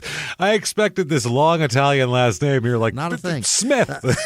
Eduardo Juan Morales, Jay Mount, Whitney Van Wyck, L. Goodman, Shane Thomas, Ross Gowlick, Tracy Reiser, Raylan Crowley, Kara with no last name, Matt Spicer, William Doster, Chris with no last name, Braids Grenades, Nathaniel, goddamn it, Wilder, Clint Baker, Bill Hinkley, Rosemarie Spargour, Ted Degerapont, Rachel Esposito Kelly, Amy Lee, probably not that one, Brian Weidman, hey, Jeanette LeBlanc, Jaden Clare, Heather Murphy, Ryder Holder, Nerman with no last name, Jack Bola Blue, Bobby Lou, Morgan Bleeger.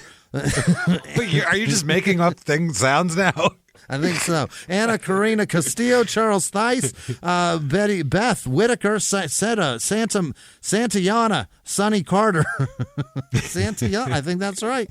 Michael Thiem, Andrea Darnell, Seda with no last name, Anthony Francis, Eden Holy, Allison, Patrick, Carly K, Bittner, that's one person. Katie Burns, Rich Traub, Robert Miller, John Arndt. That can't be right. Haley Cassabon, 1-2. That's a person. Michelle Sprayberry, Malt Stange. Courtney Howlett, Gina Winterstein, Pamela Lucci, Michelle Wells, Derek Adams, Olivia Tungy. Or Tongue. Allison Lindsay, Alex Cameron, Gabby Machow, Alice, Ashley, Ashley,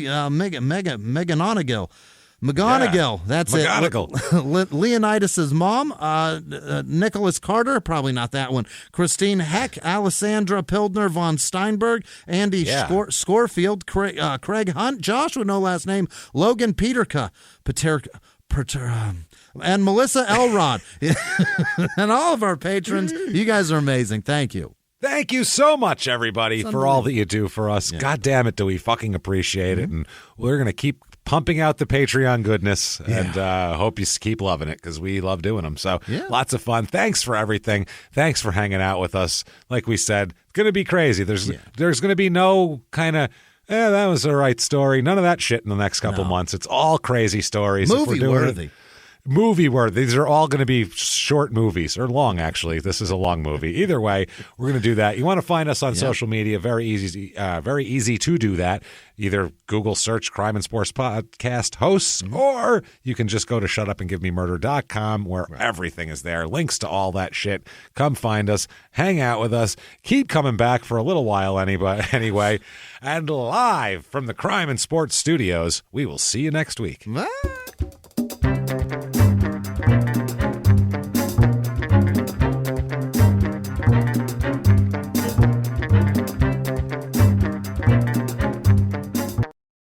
If you like crime and sports, you can listen early and ad-free now by joining Wondery Plus in the Wondery app or on Apple Podcasts. Prime members can listen early and ad-free on Amazon Music. Before you go, tell us about yourself by filling out a short survey at Wondery.com/survey.